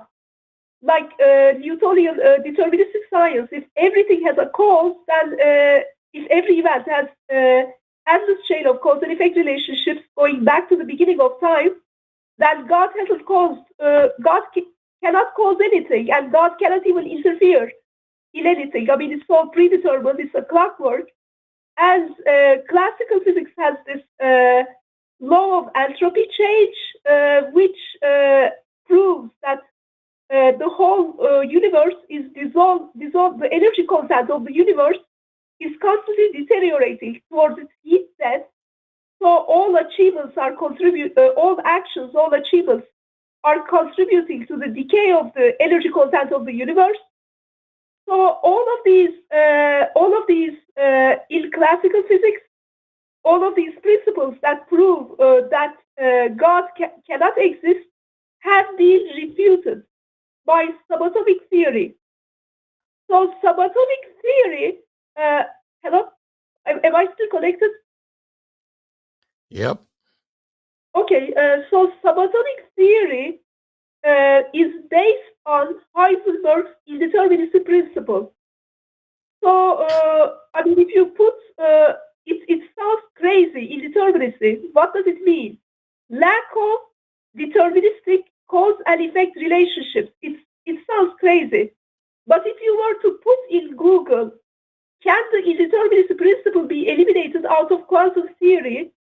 The AI tool says, no, the indeterminacy principle, also known as Heisenberg's uncertainty principle, cannot be eliminated from quantum theory. It's a fundamental aspect of the theory, meaning that the inherent uncertainty in measuring certain parts of quantum properties is a necessary consequence of the quantum mechanical framework itself. So how is this possible? I mean, it's this crazy, absurd negation of cause and effect relationships. How? I mean, like, how could anybody understand such a thing? Uncaused events. This is ridiculous. Don't you agree? I agree. Something here is ridiculous. Yeah. Okay. So let me go on and let's see if you. No, I don't need you to go on. I don't need you to go on. Yes, because I don't give a shit what you found on AI. And also, I don't need you to spew forth a whole bunch of scientific things that you think disprove God when you haven't even defined God. You need to have a God that is testable and falsifiable in order for it to be falsified. So, I mean, you cuss at me when you see that you're going to lose the debate and you think you won, and you mute me, you cuss at me, and that makes you the winner of this debate. Is that correct? I'm sorry. Did I cuss at you? If you don't give us an answer. Yeah, you don't let me get there. Will you let me get there or not? Ashley, you've been talking for 5 minutes and we've gotten nowhere. Ashley, everybody knows you're a troll now because we literally let you talk and ramble on to the point where you asked if you were still in the air. But now you're trying to use a script to pretend like I cursed at you or didn't let you get to the point. Your AI generated bullshit through your web client. We have exposed you. You are obviously just another troll who is dishonest. What do you think this was going to accomplish? I'm not the one who cussed at you. I am not the one who cussed. You are the one who's a troll. I didn't curse at you, but I will fucking curse at you now because you're a lying piece of shit. Yeah, who's the troll? Who's the troll? Me? I'm hanging up. You are. Ashley, I haven't said anything. Ashley, I haven't said anything. Your soul keeps pouring out of that mouth of yours because you're trolling everyone. Yes, you've been talking for 6 minutes now, and we're the trolls. Sure. What did you think this was going to accomplish? Oh, she disconnected. Or I should say they disconnected because, I don't know what's going on. Literally, I sat here and played a game of chess while I listened to this person ramble, citing Heisenberg's uncertainty principle and AI and everything else. And when I didn't interrupt or curse them, they went on with their script of how me cursing them or interrupting them somehow, as if I think it proves I won. No, I won because I'm not sitting in my parents' basement using a voice modifier to call in and troll shows to pretend like I've accomplished something. I'm genuinely sorry about your brain. I hope you get some help. Here we go. Derek in South Carolina is a theist, prone to him, who wants to present his evidence for God. So Derek, welcome to the show. You're on with Promise and Matt. Hey man, big fan, Matt. Derek described me as a theist, but I'm persuadable. I think my top evidence for the existence of God. First off, I'd like to define God, which Cool. what it means to me, because I know Thank a lot you. of people fail to do that. So I'd like to try to do that if I could.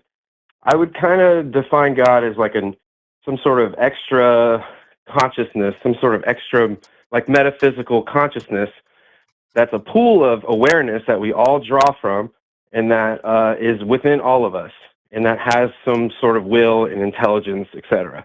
So that's my rough explanation or definition. The evidence for that, I would say roughly, and it's not really proof, because I think it's kind of a misnomer to demand proof of anything, first off, but evidence of the thing I just described. And I don't want you to think I'm a perv, but in the natural world, life evolved from being self-replicating and asexual to being sexual and replicating with a male and female. As far as I know, and you can educate me on this better, there's no explanation for this in the natural world. There's nothing in the environment that says it's better to do so. This is absolutely ridiculous. So first of all, life didn't go from being asexual to being sexual. It went from being asexual to being asexual and sexual. There are plenty of animals that still reproduce asexually, including a number of lizards that don't have any males. They just replicate that way. However, there are a number of prospective reasons suggested by biologists and anthropologists and others as to why sexual reproduction evolved. Not only is are any of them? I'm sorry to interrupt. I'm sorry. Matt. Why are you fucking talking while I'm answering your fucking question? Because keep going. No, why are you talking while I'm answering your question? Because I'll tell you why, and I'm sorry to upset you, but I saw an interview with Richard Dawkins, who is like the foremost biologist, or at least popularized science educator on the subject. And he was asked, and I wish I could remember the exact interview. Like, maybe you should shut the fuck up if you don't remember it, and let me answer. He was asked about this. Let me answer. The mystery of sex Eric, was a mystery. I'm going to mute you, and now nobody will hear you. And maybe when I'm done talking, I will consider unmuting you, you disrespectful dude. Science doesn't necessarily know or have the answer for how life began. It doesn't necessarily know or understand the answer for a shift from asexual to sexual reproduction. But we do understand, because of how evolution works, the advantages of sexual reproduction. There are advantages and disadvantages. The big disadvantage of asexual reproduction is that you are more likely to go extinct.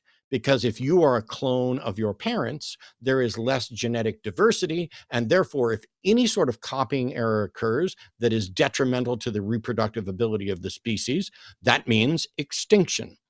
That is reduced when you have a different process using sexual reproduction to combine genetics.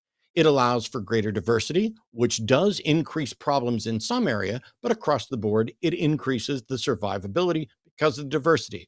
There's a reason why humans have babies where they basically hold one or a couple in unusual circumstances for 9 months and produce an offspring that's going to live most of the time, whereas most of the reptiles that I have will lay somewhere between 3 and 30 eggs because they're using a shotgun approach to life. None of this, by the way, was a decision on their part, and none of it in any way demonstrates that there's some sort of extra conscious metaphysical pool of awareness that we all draw from and that it has will and intelligence. So that's what you defined God as.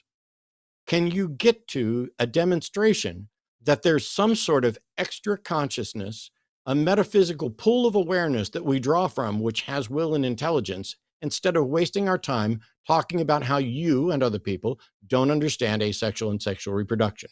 Thank you. Sure. I'd still say that it's still a mystery. It's an ambiguous topic. No one quite. Okay, I'm going to mute you again because I already acknowledged that we don't have the answer. I don't need you to come in and tell me about a mystery that is irrelevant. I need you to do what you said you'd fucking do before I hang up on you for being a fraud and a troll. You said you want to present evidence for a God, and you define God as some sort of extra consciousness, metaphysical pool of awareness that we draw from that has will and intelligence. For the last time, please make an evidence-based case for that God that you have defined. Go. Sure. There are altruistic aspects of the animal kingdom that are hard to explain, and there are also mysteries. And I know it's kind of a God of the gaps sort of approach to this. I know you might hit me with that, but I want you to listen, because there are elephants. Okay. I need you to listen to me very carefully. If you already know that you're presenting cases for, like, hey, why is there altruism? Hey, why is there this? Is it your entire argument that altruism and these various other mysteries that we don't know is best accounted for by some sort of extra conscious metaphysical pool of awareness that we draw from that has will and intelligence? Is that your argument? It's my inquiry. Yeah, it's not necessarily an argument, but it's something that Okay. An inquiry is a question. It says here, you want to present evidence for your God. It didn't say you wanted to come in and present your inquiry and your fucking navel gazing and your God of the gaps. It doesn't say here, I think there's a bunch of mysteries and I wonder if maybe some kind of pool of awareness could explain it. Do you have evidence for your God or not? Well, I would consider that to be circumstantial, like suggestive evidence of some sort of awareness Goodbye, that Derek. wants to see Goodbye, something Derek. happen. Thank you for wasting our time. Okay, that's all I got.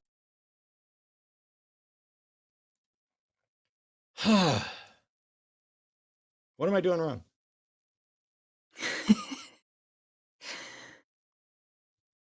We've had we have another theist Yeah. By on the way, here. we're Two. gonna we've set a hard stop time of 5 o'clock here because Arden's producing both shows. There will also be a Sunday show after dark tonight because there's a lot of call-in shows on this network. And so today it's me and Eve. Tonight it's Forrest and Paul. Tomorrow Skeptalk is going to be Aaron Rod, Brian Dalton, and Tuesday Chewed Gum. Eve will be back with Alyssa. And on Wednesday on the Hang Up, I'll be back with Dara the Magic Skeptic, and Arden and Luxandra will be hosting Transatlantic Call-in show on Thursday. The reason I'm stuck here, and I don't know, we get a caller that says, hey, I'd like to present evidence for God. Okay. And then step 2 is, first, I'd like to define God. And I'm like, sorry for people who find this, crass or crude, but I'm getting a metaphorical erection at that moment. I'm genuinely excited, not physically actually excited, but it's like, ooh, it's going to happen. We've got somebody who wants to present evidence for God, and they're going to start by defining God. And then the definition we get is fairly particular. I wrote it all down. Some sort of extra consciousness, metaphysical pool of awareness that we draw from, and it has will and intelligence. That is somebody who seems to have spent just a little bit of time defining God. And then, cool, what's the evidence? Well, we don't know how sexual reproduction branched off from asexual reproduction. Well, we don't know how and why altruism occurs. Actually, I can make an easy case for altruism that is derived purely from selfishness, because altruism may not exist, and what may exist is merely the appearance of altruism. That as long as you are not the only person, there are benefits to altruism. You can make altruistic decisions from purely selfish motivations, but none of that has anything to do with whether or not there's a metaphysical pool of awareness we all draw from. And I'm like, then he acknowledges, well, you're going to accuse me of saying God of the gaps and this other thing. If you already know that, how is there how is it the case that there's a human being who can call into this program, who understands what the God of the Gaps arguments are, knows that they're getting ready to make one, spends time actually defining the God they want to defend, begins, because who knows, maybe in an hour they might have gotten to something that were related to their God, but begins by presenting things that have absolutely nothing to do with a metaphysical pool of awareness that we draw from. How could you possibly explain a shift from asexual reproduction to sexual reproduction by suggesting there's a metaphysical pool of awareness that we draw from and it has will and intelligence? How is that anything other than, I think there's something out there that tampered to create sexual reproduction? Okay, if it has will and intelligence and is capable of doing that, how does that fit as a pool of awareness? I don't understand how there's a person out there who could genuinely think that this was in any way a useful discussion about a God. I don't know. I'll tell you what I'm going to do. I'm just going to stop. Romeo is calling from the Netherlands. Pronouns are he, him. Romeo's a theist who wants to talk about God, identity, and phenomenology. And I'm going to do my damnedest, though I probably will fail knowing me, to not get in the way, to see if there's a better way to do this. Hey, Romeo. Hello. Am I on? You are. Yep.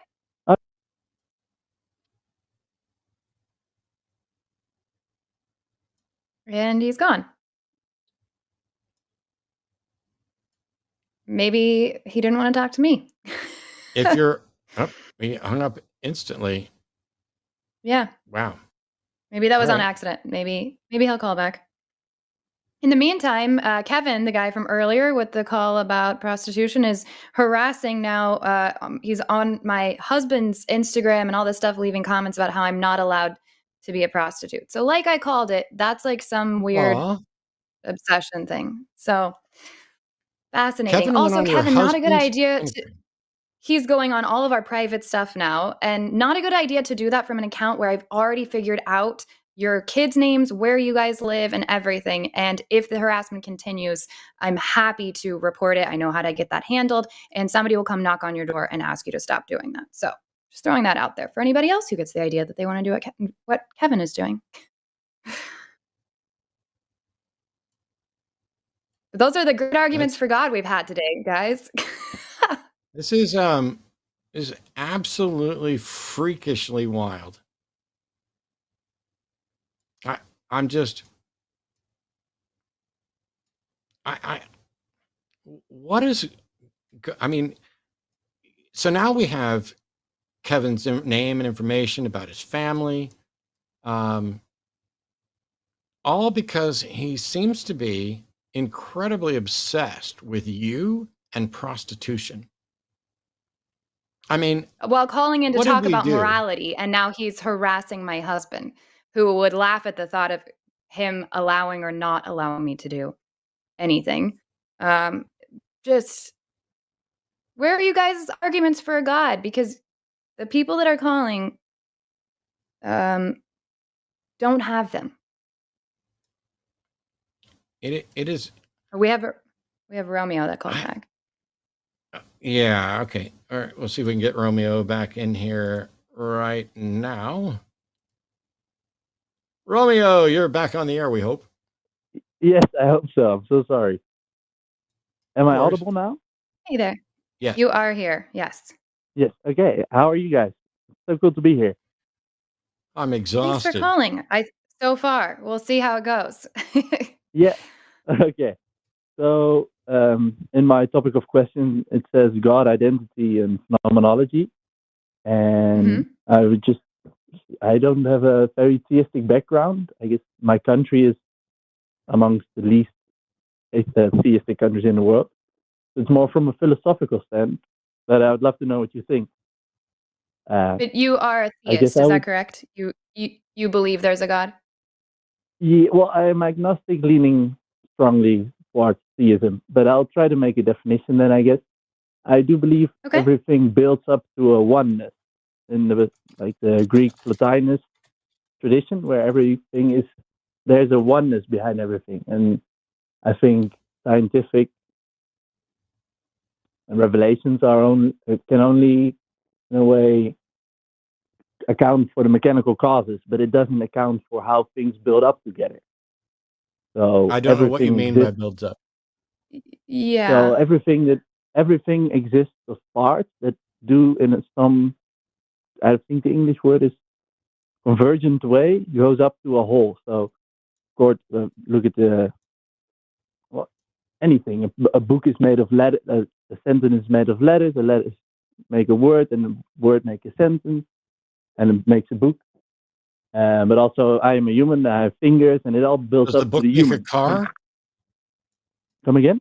Yeah. What's the limit here? Does the book make an automobile?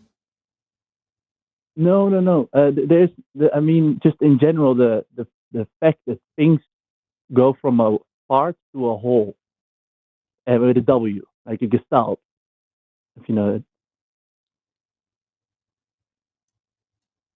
Okay, I don't understand what you're here. So you're saying some things are made up of some other things. Okay. Things are always made of a part, and it goes as far as atoms. Atoms are several parts, but they jump up in identity and they become an atom. And then some atoms together, they jump up in an identity and they become a molecule, and those molecules become other things. And there's always this jumping up of identity, which builds up to a whole. And science, only as far as I understand, it can give the mechanical causes, but it will never give so much the reason why something is the way it is. It can only dissect the meaning and the cause, but it doesn't build up to a whyness in a greater whole. And you could argue that there is no greater whole, and I guess that's what I'm curious about. Do you not think there is a cosmos that is coherent? Is it just all? What is more than the cosmos, and how do you know? Well, I mean, and so by cosmos, I mean more like there's a harmony in the cosmos. That's not what I mean by the term cosmos. I don't know. What do you mean harmony? So, yeah, are we talking music? No, it's I guess so. Pythagoras, the philosopher, mathematician, who was the first one to come up with the term cosmos, meaning all the beauty of it all hanging together. So cosmos is not just the universe, and it's not pure chaos. There's this essence in the universe which is coherent, and I guess it is the same in music, because a singular note is nothing, and incoherent notes make nothing, but notes in harmony make something that we experience as beautiful and that can be transformative. Well, that's very subjective, though. Everything you're saying is really subjective. You're assigning meaning to it, and I understand. I think it's really cool to look at things and say that's cool. But also, there are some songs where it's basically like one note in the beginning, and if we started playing it, most people would recognize, oh, that's the beginning of blah, blah, blah. So it's just subjective meaning that you're applying when we're talking about this. I'm still not hearing the argument for a God. I'm hearing an argument for there's so much we don't know. And then what? And you think it's beautiful, and I can agree, but that doesn't mean a God. Okay. He's evidently disconnected again. We'll see if we can get him back. Here's the problem. All of those things all of the distinctions that he talked about are things that we invented. We are inventing the buckets that we put things in. Ooh, look, this is a word. These words are a sentence. These sentences are a paragraph. These paragraphs are a book. This book is part of a library. This library is part of the United States. The United States is part of North America. North America is part of the Earth. The Earth is part of the solar system. And it keeps going. You can group things however you want. And you can make infinitely many subdivisions. Actually, infinity isn't a quantity, but for the people who aren't going to nitpick that like that over, I would. There are seemingly endless ways to group and categorize things. But if you lead up to, there's the cosmos. Now, I'm, as somebody who likes Carl Sagan is the one in modern times that made this distinction in a way that I find is useful. Used to be the universe it's one verse. It was there as this is everything. And then when we developed the concept that our local presentation of the universe may not be all there is, all there was, and all there ever will be. It may in fact be a local presentation. There may be a multiverse. There may be any number of things. Maybe there have been multiple universes. We don't know. And so Sagan and others have used the word cosmos as a placeholder bucket to say the cosmos is all there is, all there was, and all there ever will be.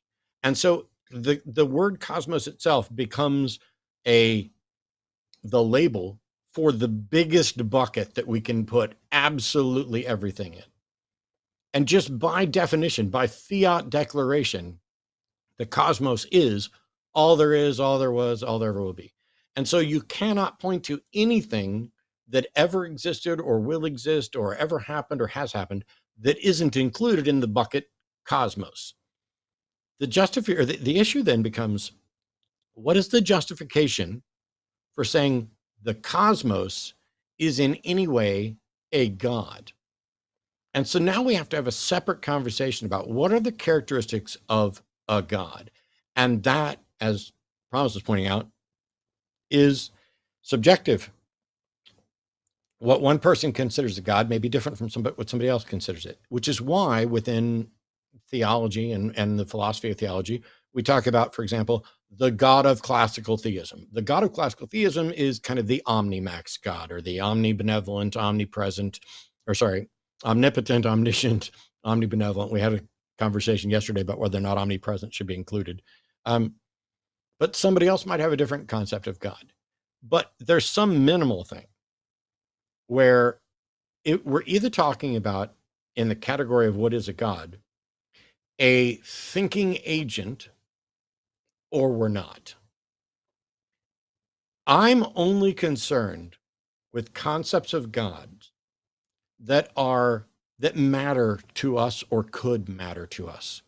If your concept of God is that it is the cosmos, it's everything, that doesn't matter to me. The cosmos, there is no reason to think that the cosmos is a thinking agent, that it has any will, that it's going to judge people, that it cares about what goes on here, that it interfered to intentionally make us or anything. None of that makes any sense. It's like saying the box is God, when there are billions of people, and have been billions of people, who actively believe that there is a being that is the creator and sustainer and governor of the universe. If you're calling in for what I refer to as bong rip theology about, dude, maybe God is just like everything. Like if we were to put everything, that would be God. I don't care. Is an unfalsifiable, untestable, useless proposition that does nothing but waste time.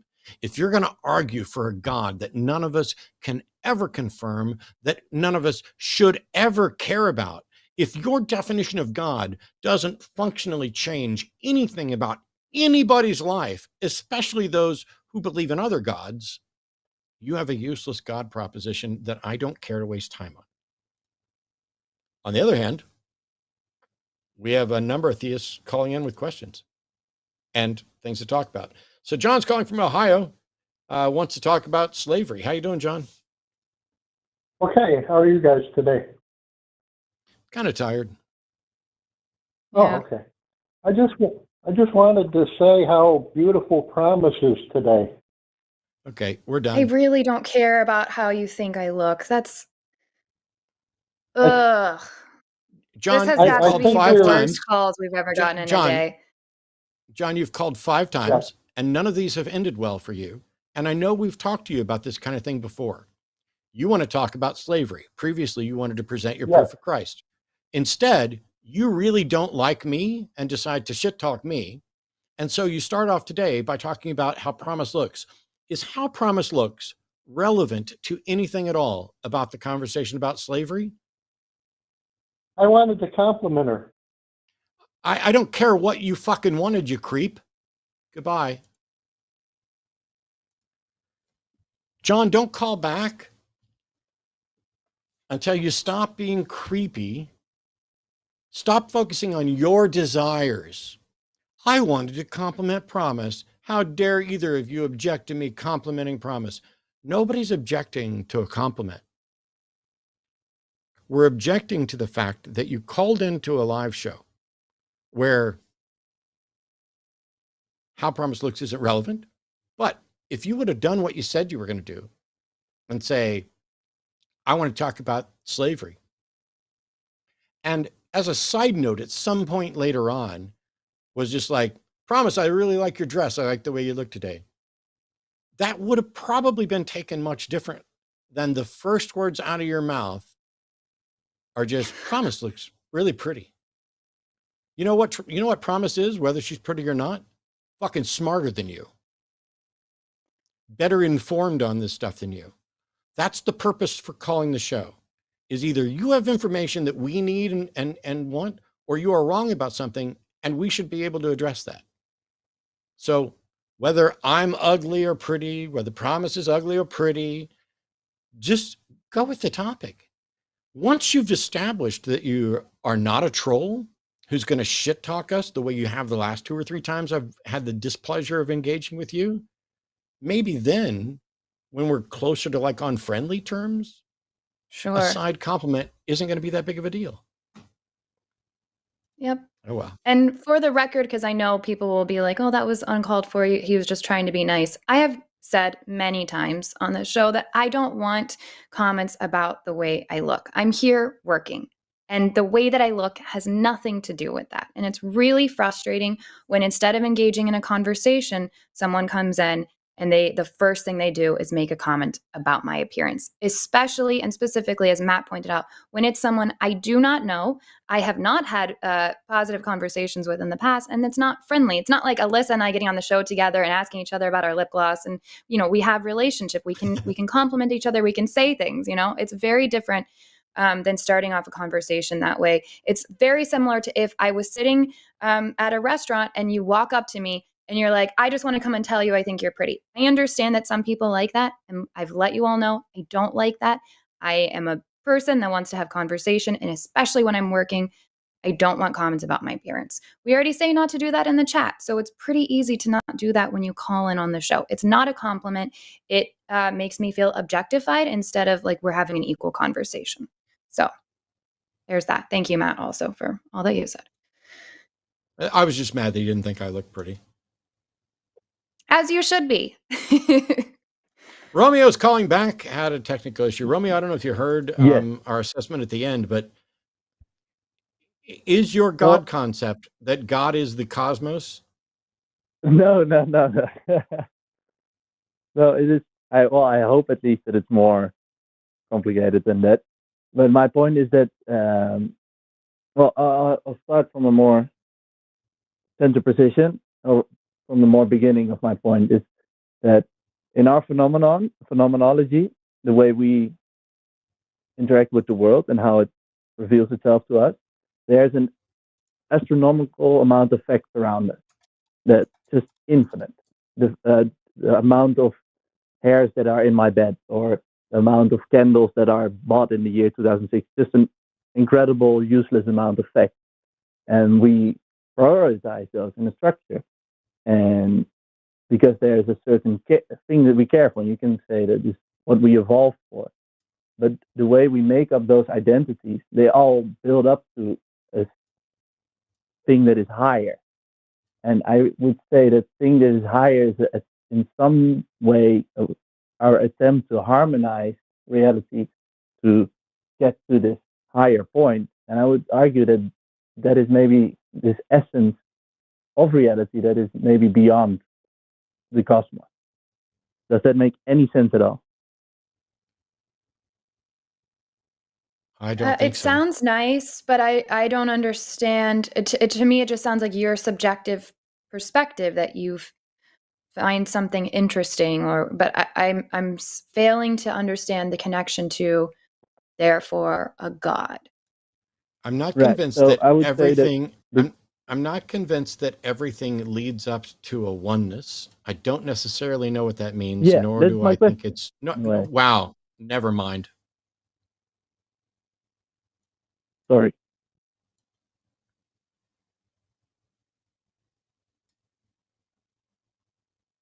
Are you there? I'm here. Yeah, please. I was wondering if you think does everything build up to something, or is it only possible to reduce it to its mechanical cause?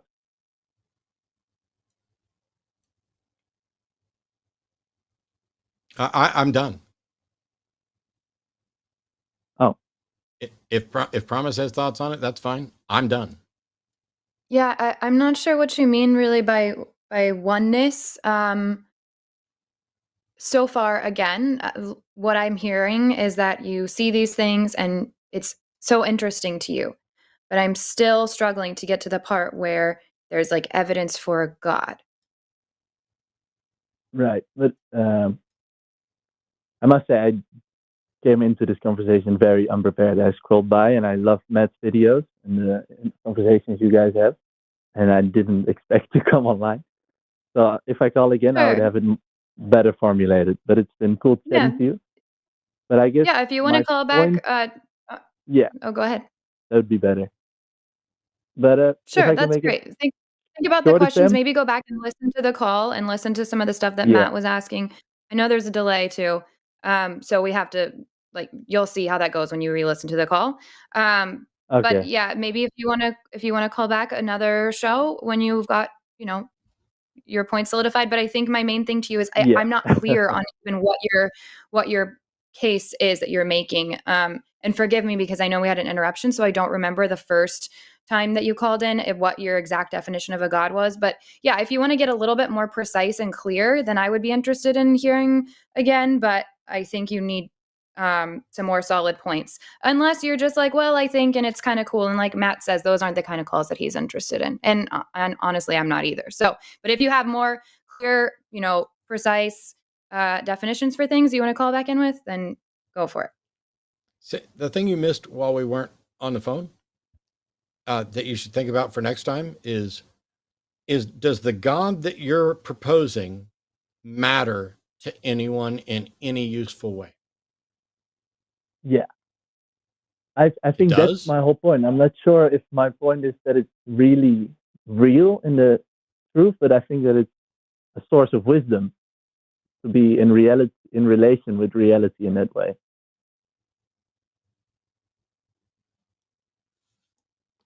Okay. Back to the drawing board. I don't. Thanks, Romeo. Yeah. So yeah, it's. I was trying to get clarity on this notion that, are you just saying that God is the cosmos? Oh, no. Okay, then what is it? Well, it's the oneness. Yeah, but you called that the cosmos and even argued. Anyway, he's not here anymore, so it's not fair to continue on it. Yeah, and maybe he'll listen to it back again and evaluate where he's at. And maybe he'll call back with some better, more solid points, or maybe he'll realize that he's just kind of doing what you were talking about, which is kind of irrelevant to reality. So I don't know. Jackson is they calling from Nevada. What came before existence? Hey, Jackson, how are you? Hey, Matt, can you hear me? Yep. Awesome. So yeah, basically I would consider myself a theistic agnostic, right? So I'm not an atheist like you guys, because basically when I answer the question, what came before existence, I use like the cosmological argument, which I'm sure you guys are well aware of, which is basically just, universe had a start. What came before that start? I would believe that it would have to be something not natural. What on earth makes you think that the two-word statement before existence is even a coherent, cogent, possible state? Like, I don't think there's any such thing as before existence. Okay. That is a fair point.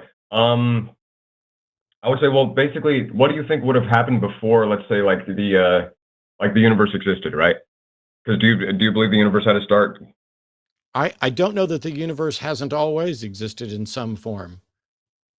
Yeah, but like same. according to my understanding, like, you know, it is we have more evidence for the universe having like a cause and a beginning, right? No, The universe. we have evidence for the universe expanding. We don't have the Yeah. ability to investigate whether it had an origin. Well, yeah, there's more evidence because I mean I know the universe's like expansion is one of the pieces of evidence that is used for people who say that the universe had a cause. But I know that there are more pieces of evidence. I could look it up right now. Sorry, I should have probably been more into this. You can't look it up. It doesn't exist. We are unable to investigate the universe prior to the Planck time. So when we talk about the beginning of the universe, we're only ever talking about the beginning of space-time's expansion from the current notion of Big Bang cosmology forward.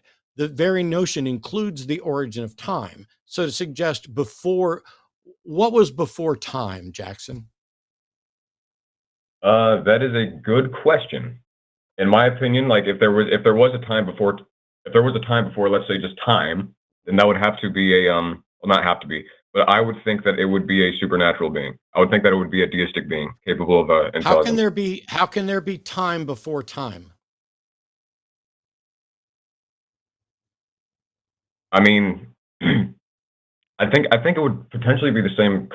It'd kind of be like just asking the same question as like I don't know, how could there be like existence before like physical existence, right?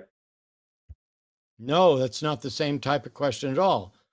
There's a difference between whatever you're describing as physical existence and existence. That's an equivocation fallacy. There's not a difference between time and time. So how can there be time before there was time? Well, in that case, I guess there wouldn't be time before there was time. Cool. So if there was never a point in history where there wasn't time, and time is tied to the existence of space-time, then there wasn't any point where that is before existence, right? That is before existence. Okay. Well, in that case, do you think there would be a point before like physical existence? Physical existence of what?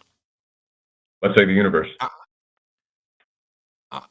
We don't have the ability to investigate the universe prior to the Planck time, but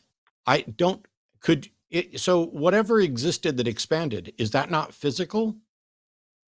Yeah, that would be the universe. But it is like heavily theorized that the universe did have a beginning. It did have a cause. I don't care what's heavily theorized. I care what's demonstrable. There's speculations about a multiverse. There's speculations about metatime. When you say what came before exist, oh my God, never mind. I'm fucking tired of being interrupted.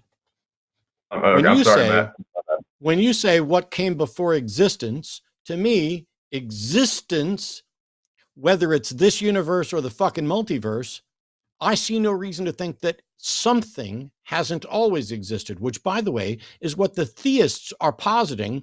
They just think the thing that always existed is God. So there's nothing before existence, though there may be something before the local presentation of our universe. But there's nothing before existence in the theistic model, and I have no idea how there could be something before existence in any model, because that concept is not cogent. I guess to be more clear, I should have said like physical existence or like existence of like nature in the universe, you know? Because I mean, yeah, you are right. In the theistic model, existence has always occurred, being that, you know, there was, you know, it includes the existence of God. But I think like with the what I was going to say was with the multiverse, I think comparing this theory of like the universe having a beginning with the theory of the multiverse isn't exactly equal, because I haven't seen any evidence of the multiverse. But I have seen what evidence have you seen for God? What evidences have I seen for God? Yeah. Basically none. It's basically because that's something else. So why are you dismissing the multiverse but not God? You dismiss the multiverse because you haven't seen evidence for it, but you're not dismissing God. Well, that is a good point. Hold on. Yeah, I know. You're making me think, Matt. That's my job. That's good. Yeah. Big Bang Theory. Yeah, with the multiverse, I mean, I think, well, the difference between like currently what I would think the difference between like believing in the multiverse and believing in God would be that, I mean, yeah, you are right. There is no like evidence for God, but it's basically just like this reasoning that you reach. being that, if you do believe that the universe and like physical reality had a cause, what would come before that? What else? And it can't be something physical. So now you're conditioning it based on what you personally do or don't accept rather than the actual facts. And you're back to what Matt was just telling you about, which is theists who, say, well, there's a God. And so then where did the God come from? You're doing the exact same thing.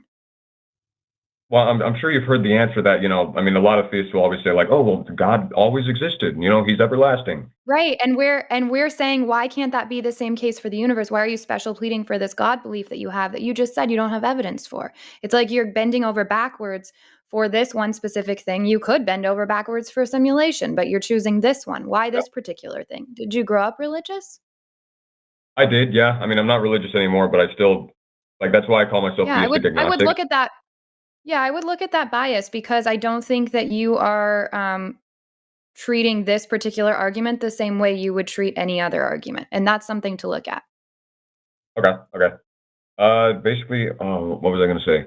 Because you brought up something I did want to point out. It was, specifically with the universe, because you said like I'm bending over backward for like the existence of God, but not for the possibility that the universe has always existed. I still think that's a possibility. Any other possibility. Yeah, but from what I've been shown, like specifically with the universe not having a cause or having a cause, I think there's more evidence to prove that the universe did have a cause. And if the universe had a cause, what evidence is there that the universe had a cause? Let me look it up. Yeah, like I said, I should have been more prepared for this. No. You called in to say you're more convinced. And when we finally get down to it, you're like, oh, there's more evidence for this. And when I ask, what is it? You're like, look it up. I've done this for 20 fucking years. No. I said I'll look it up. I didn't say you should look it up. Oh, all I heard was look it up. Why would you need to go look it up if you're convinced because of it? When I'm convinced because of something, I can point to it and explain it. Not always. I don't think that's true. Like, for example, I think there's a lot of things in our daily lives that we believe, and then if somebody goes like, okay, can you prove that? Then you'll quickly pull out your phone and like look up a Google search. It's kind of the same thing for me here. But you called us. That's because I don't bother to remember all of that. I know. You called in to defend this, and when we get to the point where you're like, oh, well, I think there's evidence that the universe began. What? Can you describe it? Because as I've pointed out, which you've already acknowledged, there's no way to investigate the universe and whether or not it ever began. And yet you think there's evidence that it began, that it had a cause, when there's no science to demonstrate this. So what are you pointing to? What convinced you of the thing you've already denounced as possible or not possible? I'm basically the one piece of, like, when I was growing up, the one piece of evidence that like I would always look at, or that would always be shown to me, was, like you said, the universe constantly expanding. Which, like, basically the logic that goes behind that is if the universe is constantly expanding, that means like you'd go all the way in the past and it would keep getting smaller and smaller and smaller until you get to an origin point of the universe. Yes, that singularity is where the Big Bang cosmological model stops. But at no point does it say that singularity began to exist. It says it began to expand. Okay. So that's a good theory then. That basically, like, let's say that singularity, that origin point, it existed for however long before it started to expand. Here's a problem.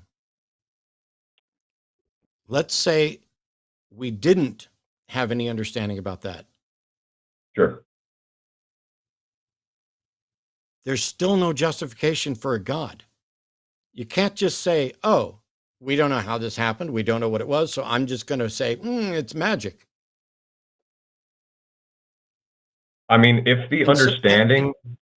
In the entire history of the world, Jackson, in the entire history of the world, when science has discovered how something actually works, how many times has it been supernatural or magic? The answer is 0. You don't have to answer.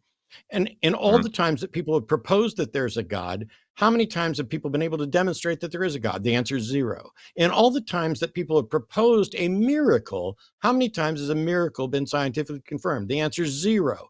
Every single time religions have made claims about reality and we have been able to discover what the actual answer is, it's never turned out that religion's claims were correct.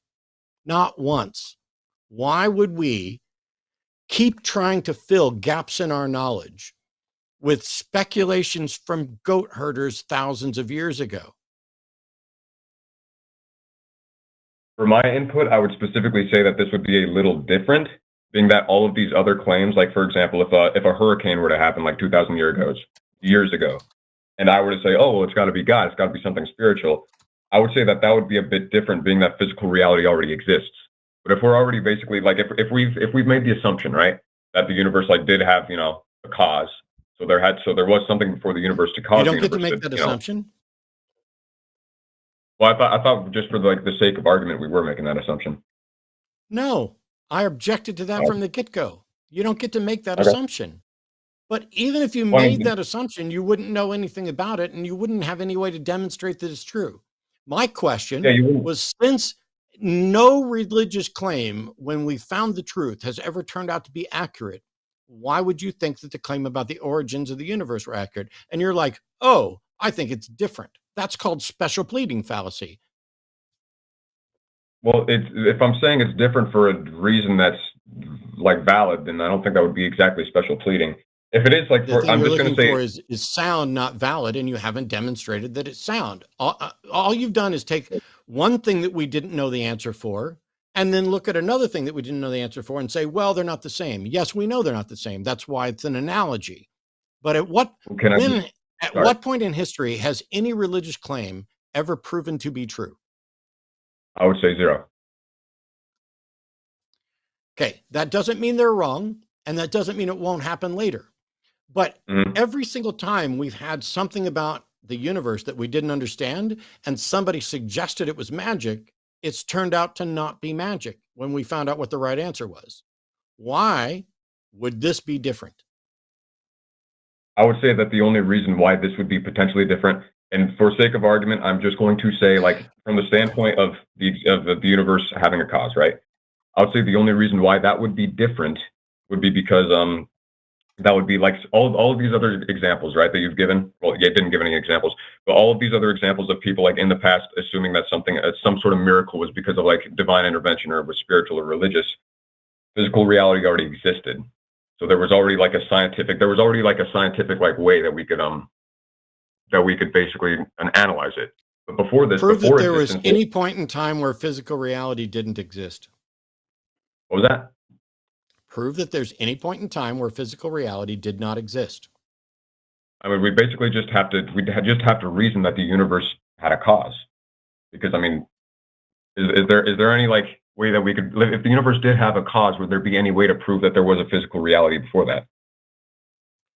You're the one making claims about how it's different when you're talking about physical reality, and I'm saying you need to defend your claim that it's different when talking about physical reality, and that would require you to demonstrate that there was ever not physical reality. I would say, I mean, I just looked it up. Do you think, have you heard the argument that basically like the second law of thermodynamics? Fucking God, go the fuck away. I don't need you to just go look it up. And I don't need you to come in with the second law of thermodynamics, which applies to closed systems and does not apply to the fucking universe or universal origins. I don't need you to try to be armchair investigator on the fucking fly with shit that the rest of us have dealt with and studied for decades. Go do your research offline and stop wasting my fucking time. All right. Well, I mean, if I did do my research offline and came back, would that be fine? I don't know. So far, I'm unimpressed with your research. Jeez. Well, fair enough, Matt. If you want to call back and you have reasons, if you have good reasons to present for this belief, then that's what we're asking for. But so far, that's what we haven't heard. So yes, if you find those really good reasons and you can point to them clearly for us and show us why you believe this, then that's what we're asking for. So I also think for your own sake, you should figure that out so that you know why you believe what you believe. Sure. Just before I go, I do want to clarify your guys' belief systems real quick. Do you guys believe that the universe? No. You've wasted enough of my time. You're not going to get to quiz me when I've spent 20 years answering the question that you're getting ready to try to clarify. Matt, I've been on the call for 15 minutes. Well, it's just go watch the thousands of hours of content that we've done. You're not here to fucking quiz me after I've already exposed the problem in your thinking. Well, no, I'm not quizzing. Matt, I'm Correct. You're not. Goodbye. I don't need you to call in to say, can you, after this conversation, can you clarify what your position? No, I have 20 years of content clarifying my position. If you want to call in and talk about something else, do it another time. After wasting my time here and then doing your immediate in-show Google search to try to find yet another way to argue for the thing that you believe without justification. You believe it without justification. And when it was exposed that you didn't have a good reason for those beliefs, you, instead of saying, maybe I should follow the evidence where it leads, decided, let me see if I can go find evidence and argument to support what I believe. So let me use my Google foo to see what somebody else said about the origin of the universe. After that, you don't get to waste any more of my time today. Call me back another day. Call me back and say, hey, you know what? I'd really like to understand your view on this. Can you tell me? Because you know what I do? I answer that question. Now, to be fair, you answered more questions than most of the other vague theists who called in today. So kudos on that. But I want to actually have conversations with people where once they acknowledge that there's a problem, they then return to the drawing board. They don't go fucking Google or get their AI assistant to pull up whatever the next blah bitty blah is. And then let me see if I understand your position. Here's my position. I'm a skeptic, I'm a humanist, I'm an atheist. I do not believe that gods exist. And for some gods, I believe they don't exist. I do not know if the universe always existed in some form or not, because I don't see any way to investigate it. I don't give a shit about claims that are untestable and unfalsifiable, because that's just like your opinion, bro. There you go. That's my positions.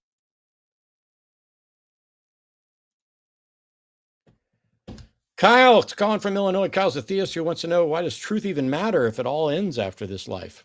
Well, Kyle, doesn't it matter right now? Does it matter? Well, I think if being a theist, truth, I would say truth makes, like a truth search makes more sense in this, I guess, a theist worldview than a nihilistic one. I don't have a nihilistic worldview, although some of my friends do. Oh, okay. I apologize. But isn't the truth always valuable? Like, if I'm going to cross the street and there's a bus coming, wouldn't that be a good thing to know? It would.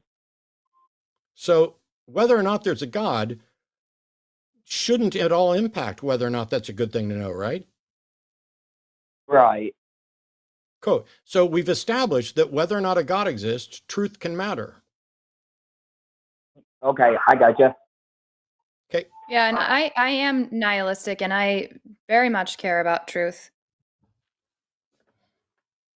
I just it was just a little confusing because I've been back and forth with Christianity, and I tried to be an atheist, and it's just like truth started to, I guess it's a personal thing.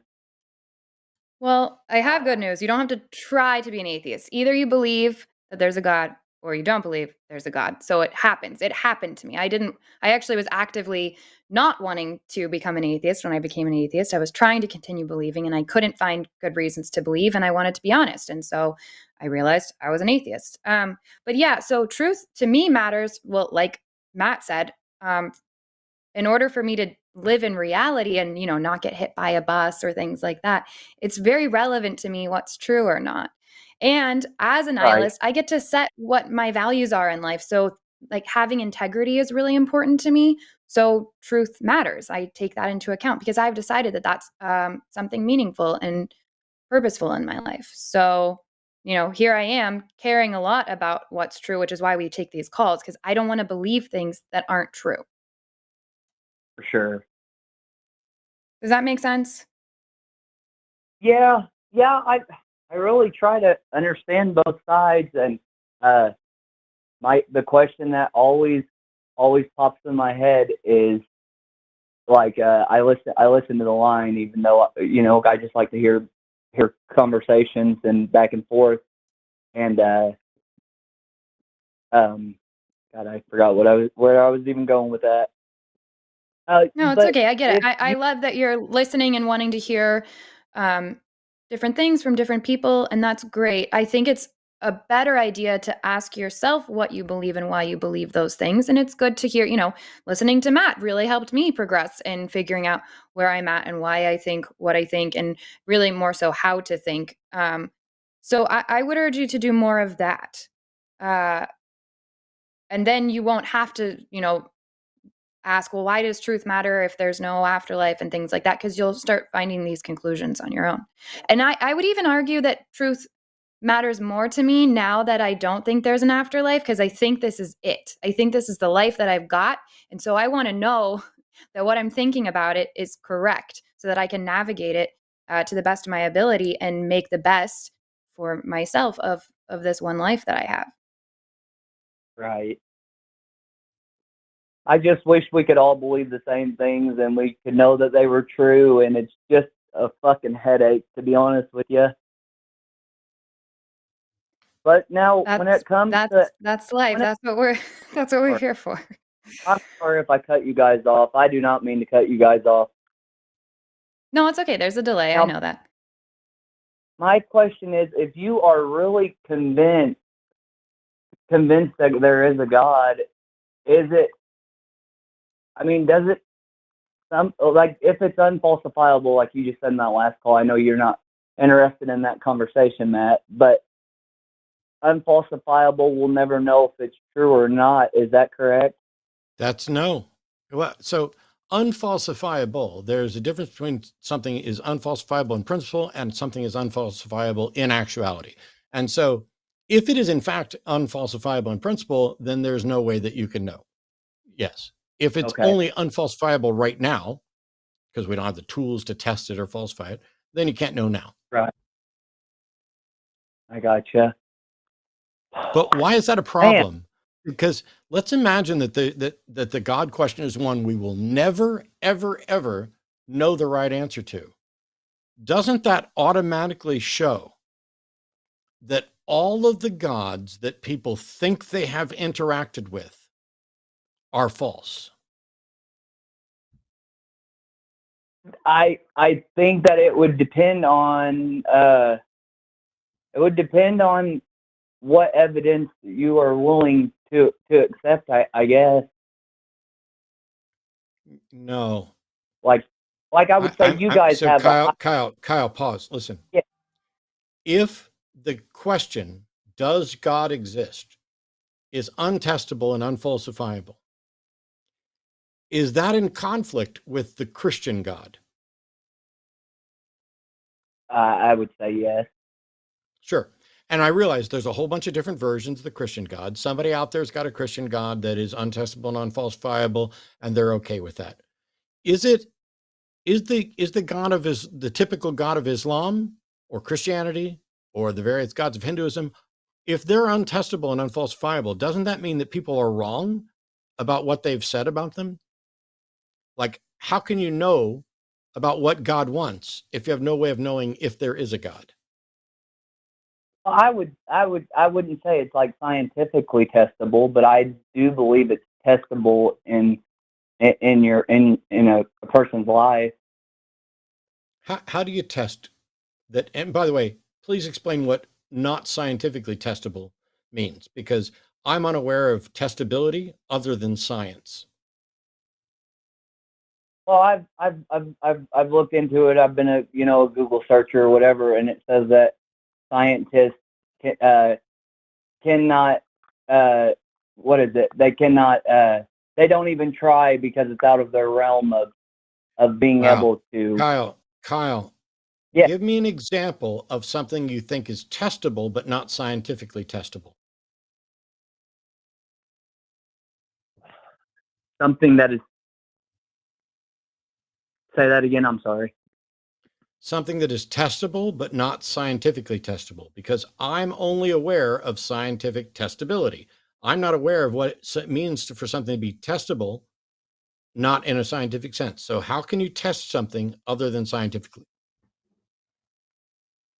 How can you test something other than scientifically test it? You said something was testable but not scientifically testable. What? How?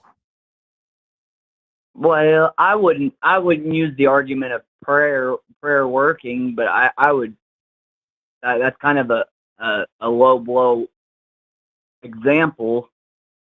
I'm sorry, I didn't say anything at all about prayer. You said there was something that was testable but not scientifically testable, and I'm asking you, what is it and how do you test it? I would say, would you agree that a personal experience is testing it in a way? Do you not think that personal experience is scientific in its process of testing to make sure? Because the way I tell whether or not I'm looking at an optical illusion or not is by getting other people to look at it as well. Okay. So what is it that you think is testable but not scientifically testable? God in general. Anything supernatural. How can you test God or anything supernatural? How can you I was obviously not prepared to answer. I was obviously not prepared. It's okay. I mean, but if you're the one saying that supernatural is testable but not scientifically testable, what do you mean by that? How would you test it? Scientifically, science is observing a process. Is that kind of correct?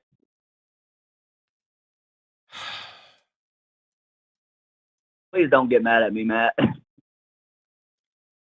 Kyle, you said that it's possible to test supernatural claims, but not scientifically possible to test them. How can you test supernatural claims? How can you test supernatural claims? I probably should. I probably need to retract what I said because I'm not really sure. I'm really not sure how to answer that.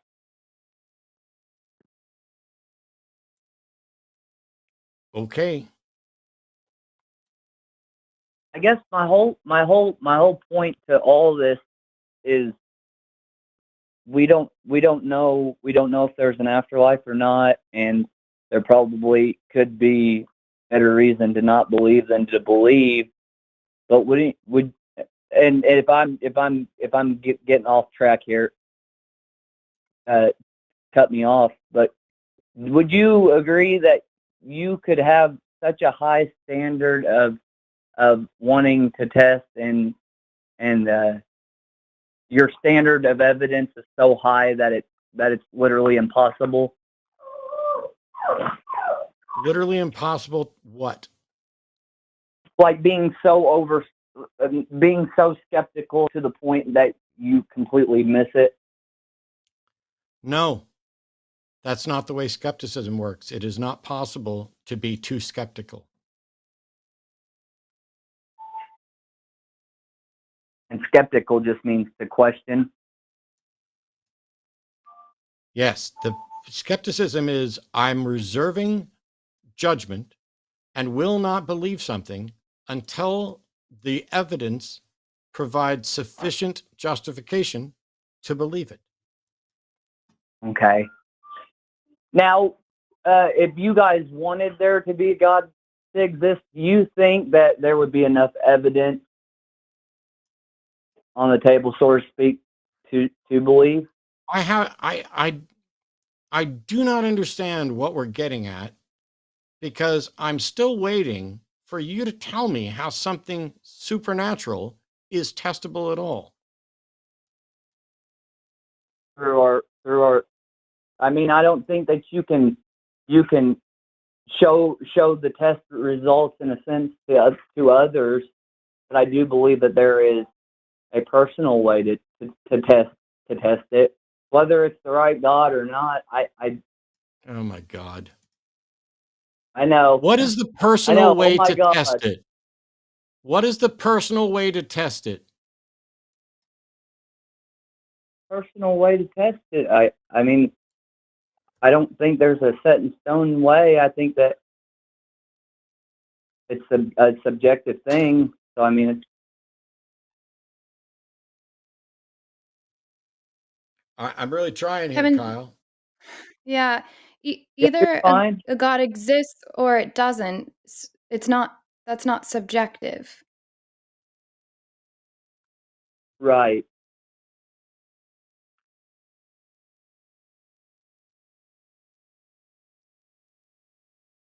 Well, right. Okay. Right. I don't know then. But yeah, I think I don't know is a really good place. Yeah. Yeah, I don't know. It is exactly what I you don't should be either. saying much more often, because either there's a God or there's not. Correct? Those are the only two options. Right. If a God is testable, so if a God exists, it is either detectable in reality or not. Correct? I don't know if I agree with that. Oh my God, it is literally a logical negation. A or not A, detectable or not detectable. What other option is there other than detectable or not detectable? Matt, why are you getting so angry? All I'm doing is trying to have a conversation. Kyle, what other fucking option is there other than detectable or not detectable? I'm going to be disrespectful, but you can hang up on me if you're going to talk to me like that. Okay, I will hang up on you. I know I can hang up on you. I'm trying to fucking help you. And I just said, either there's a God or there's not. And those are the only options. And you said yes. And then I said, if a God exists, it's either detectable or not. And you said, I don't know if I agree with that. So what is the third option other than the direct logical negation, A and not A, detectable, not detectable? If God is either detectable or not detectable, or what? Because isn't God supposedly outside of reality? Is God detectable or not? I think he is.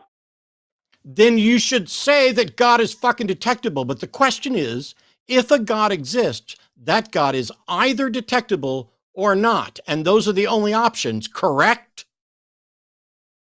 Yeah. Then why the fuck did you say you didn't agree with that? Because I've always thought of God as outside of reality. Is that detectable or not detectable? This isn't about God. This is about whether or not detectable and not detectable are mutually exclusive, all-encompassing, the only two fucking options. Everything is either detectable or not detectable and nothing else, right? I'm not sure. I'll agree though. Kyle, is everything either A or not A? Sure. Is everything either pink or not pink? No. What other option is there other than pink or not pink? Blue, yellow, red. Blue is not pink. Red is not pink. Yellow is not fucking pink. Yeah, but you said it's something either pink or not pink. No, the thing that... Correct. Blue is not pink, which means it fits in the not pink category, correct? Why do you play on words? It's not play on words. It's called logic, Kyle. It is about categorizing and defining things and determining. So you, when I asked whether everything was A or not A, said yes. But as soon as we say pink or not pink, you say no. But then you give examples of things that are not pink. This is about This is set theory. This is a Venn fucking diagram. This is about how to categorize things. Is everything either a bicycle or not a bicycle? That's a funny way to put it, but yeah. Yes, everything is either a bicycle or not a bicycle. You know what else is not a bicycle? Pink or blue or orange or poop or stupidity. None of those things are bicycles. So everything is either a bicycle or not a bicycle. Let's try this again. We're getting somewhere. Is everything either me or not me? I guess so, yeah. Is everything either real or not real? Right. Cool. Is everything either demonstrable or not demonstrable? I don't know what that word is, but yeah. So even when you don't know what the word is, you've now recognized the pattern to where you'll say yes. So let's try it again. If a God exists, is it either detectable or not detectable? Are those the only two options? Right. Cool. You think God is detectable. How do you detect God? Well, it's not that I think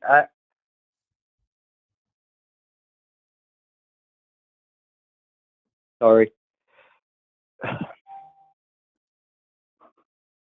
I'm really trying not to get you upset or angry or aggravated, and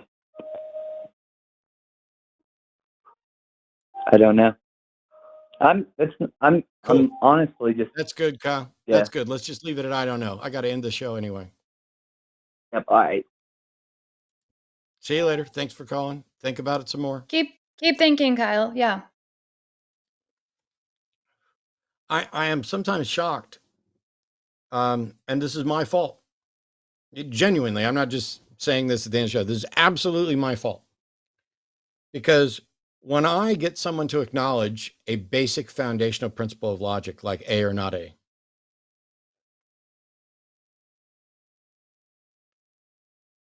and they acknowledge it, I assume that they now understand. But one of the problems is that some people can acknowledge a concept in the abstract, but not in the specific. The value of logic and logical arguments, the value of set theory and categorization, the value of all of these aspects of reasoning is that they are content agnostic. The laws of identity, non-contradiction, excludability, the foundations of logic, they are content agnostic. And so once you recognize and properly understand that everything is either A or not A, and that A is merely a placeholder for whatever criteria you want, you have to be careful that you don't assume everything is either true or false, because that's not the case. But everything is either true or not true. And everything is either false or not false. And everything is either red or not red. This is the basics of direct not logical negation. And for some reason, I keep forgetting that there are people who can understand things in the abstract, but lose it as soon as there's context there. And I shouldn't forget that, because that is the very reason that we spent time defining logic in a way that was content agnostic or ambivalent to content. And so I'm trying to help somebody figure out where they've gone awry. And so when I ask a question like, okay, if God exists, it's either detectable or not, right? Oh, I don't know if I agree with that. In their head, what they're saying is, I'm not sure whether or not God is detectable. That's one possibility, which has nothing to do with the question. It is whether or not God is detectable. It is definitely either detectable or not. Those are the only options. And as soon as content gets in there, all of a sudden, their understanding of the concept vanishes or is exposed as too surface. And I'm the guy that's been dug on in this for multiple decades, to the point where it's intuitive and second nature most of the time. And so for that, I apologize. Genuinely. I am going to see what I can do to try not to assume that just because somebody called and agreed with a basic principle, that they're going to agree with the application of that principle. On the other hand, the other option is something that I find disgusting, which is to assume everybody is clueless about all of this and to have a pedantic, repetitive logic 101 discussion with every single person that calls in. I don't want to live my life like that. I don't want to do shows like that. People don't want to be treated like that. And so for years it was bring your A game. But now we just got to figure out at what point the understanding of the other party, whether it's me or them, breaks down, and pause there until we get some kind of clarity.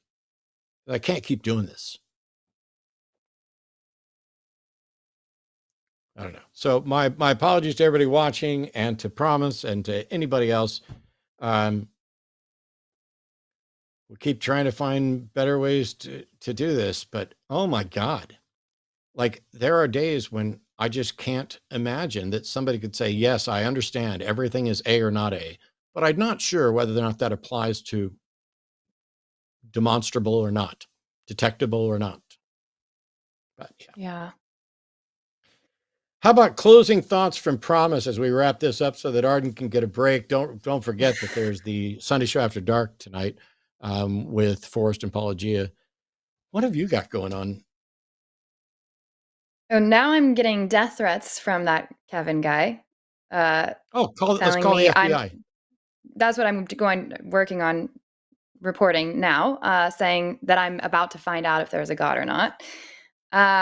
So that's the best you guys have had today. Is the guy that calls in to talk about moral depravity is now harassing me and sending me death threats because he has an obsession with the idea of me not being a prostitute, I guess. So thanks for the lovely arguments today, guys. Those are my warm, friendly Sunday thoughts.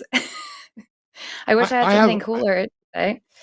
I apologize. I was going to let you just wrap it up. I have a button I want to put on this because I didn't know this.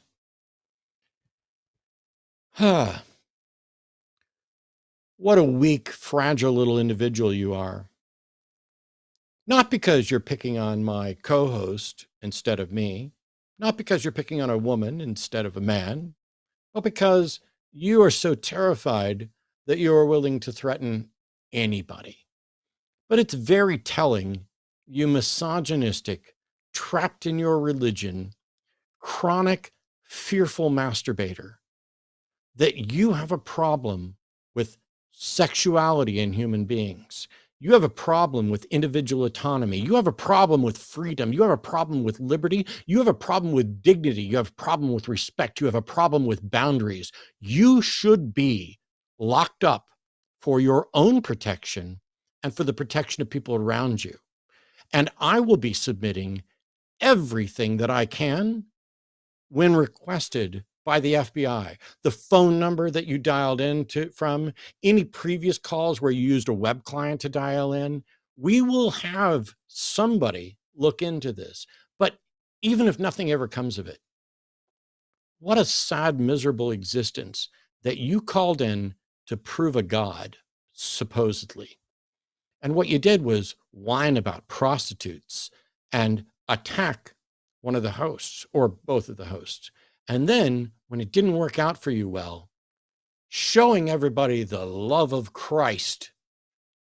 You are nobody's fucking role model. You are a monumentally broken individual that I pity.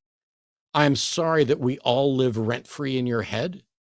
And I hope that you find peace someday as you rot in jail thinking about what you've done. On that note, thanks everybody for tuning in. Don't forget about the Sunday show after dark. Thank you to everybody who watched and supported and called in with good thoughts. And fuck you, Thanks, Kevin. Arden. Yeah. But special shout out to Arden. Thank you for producing.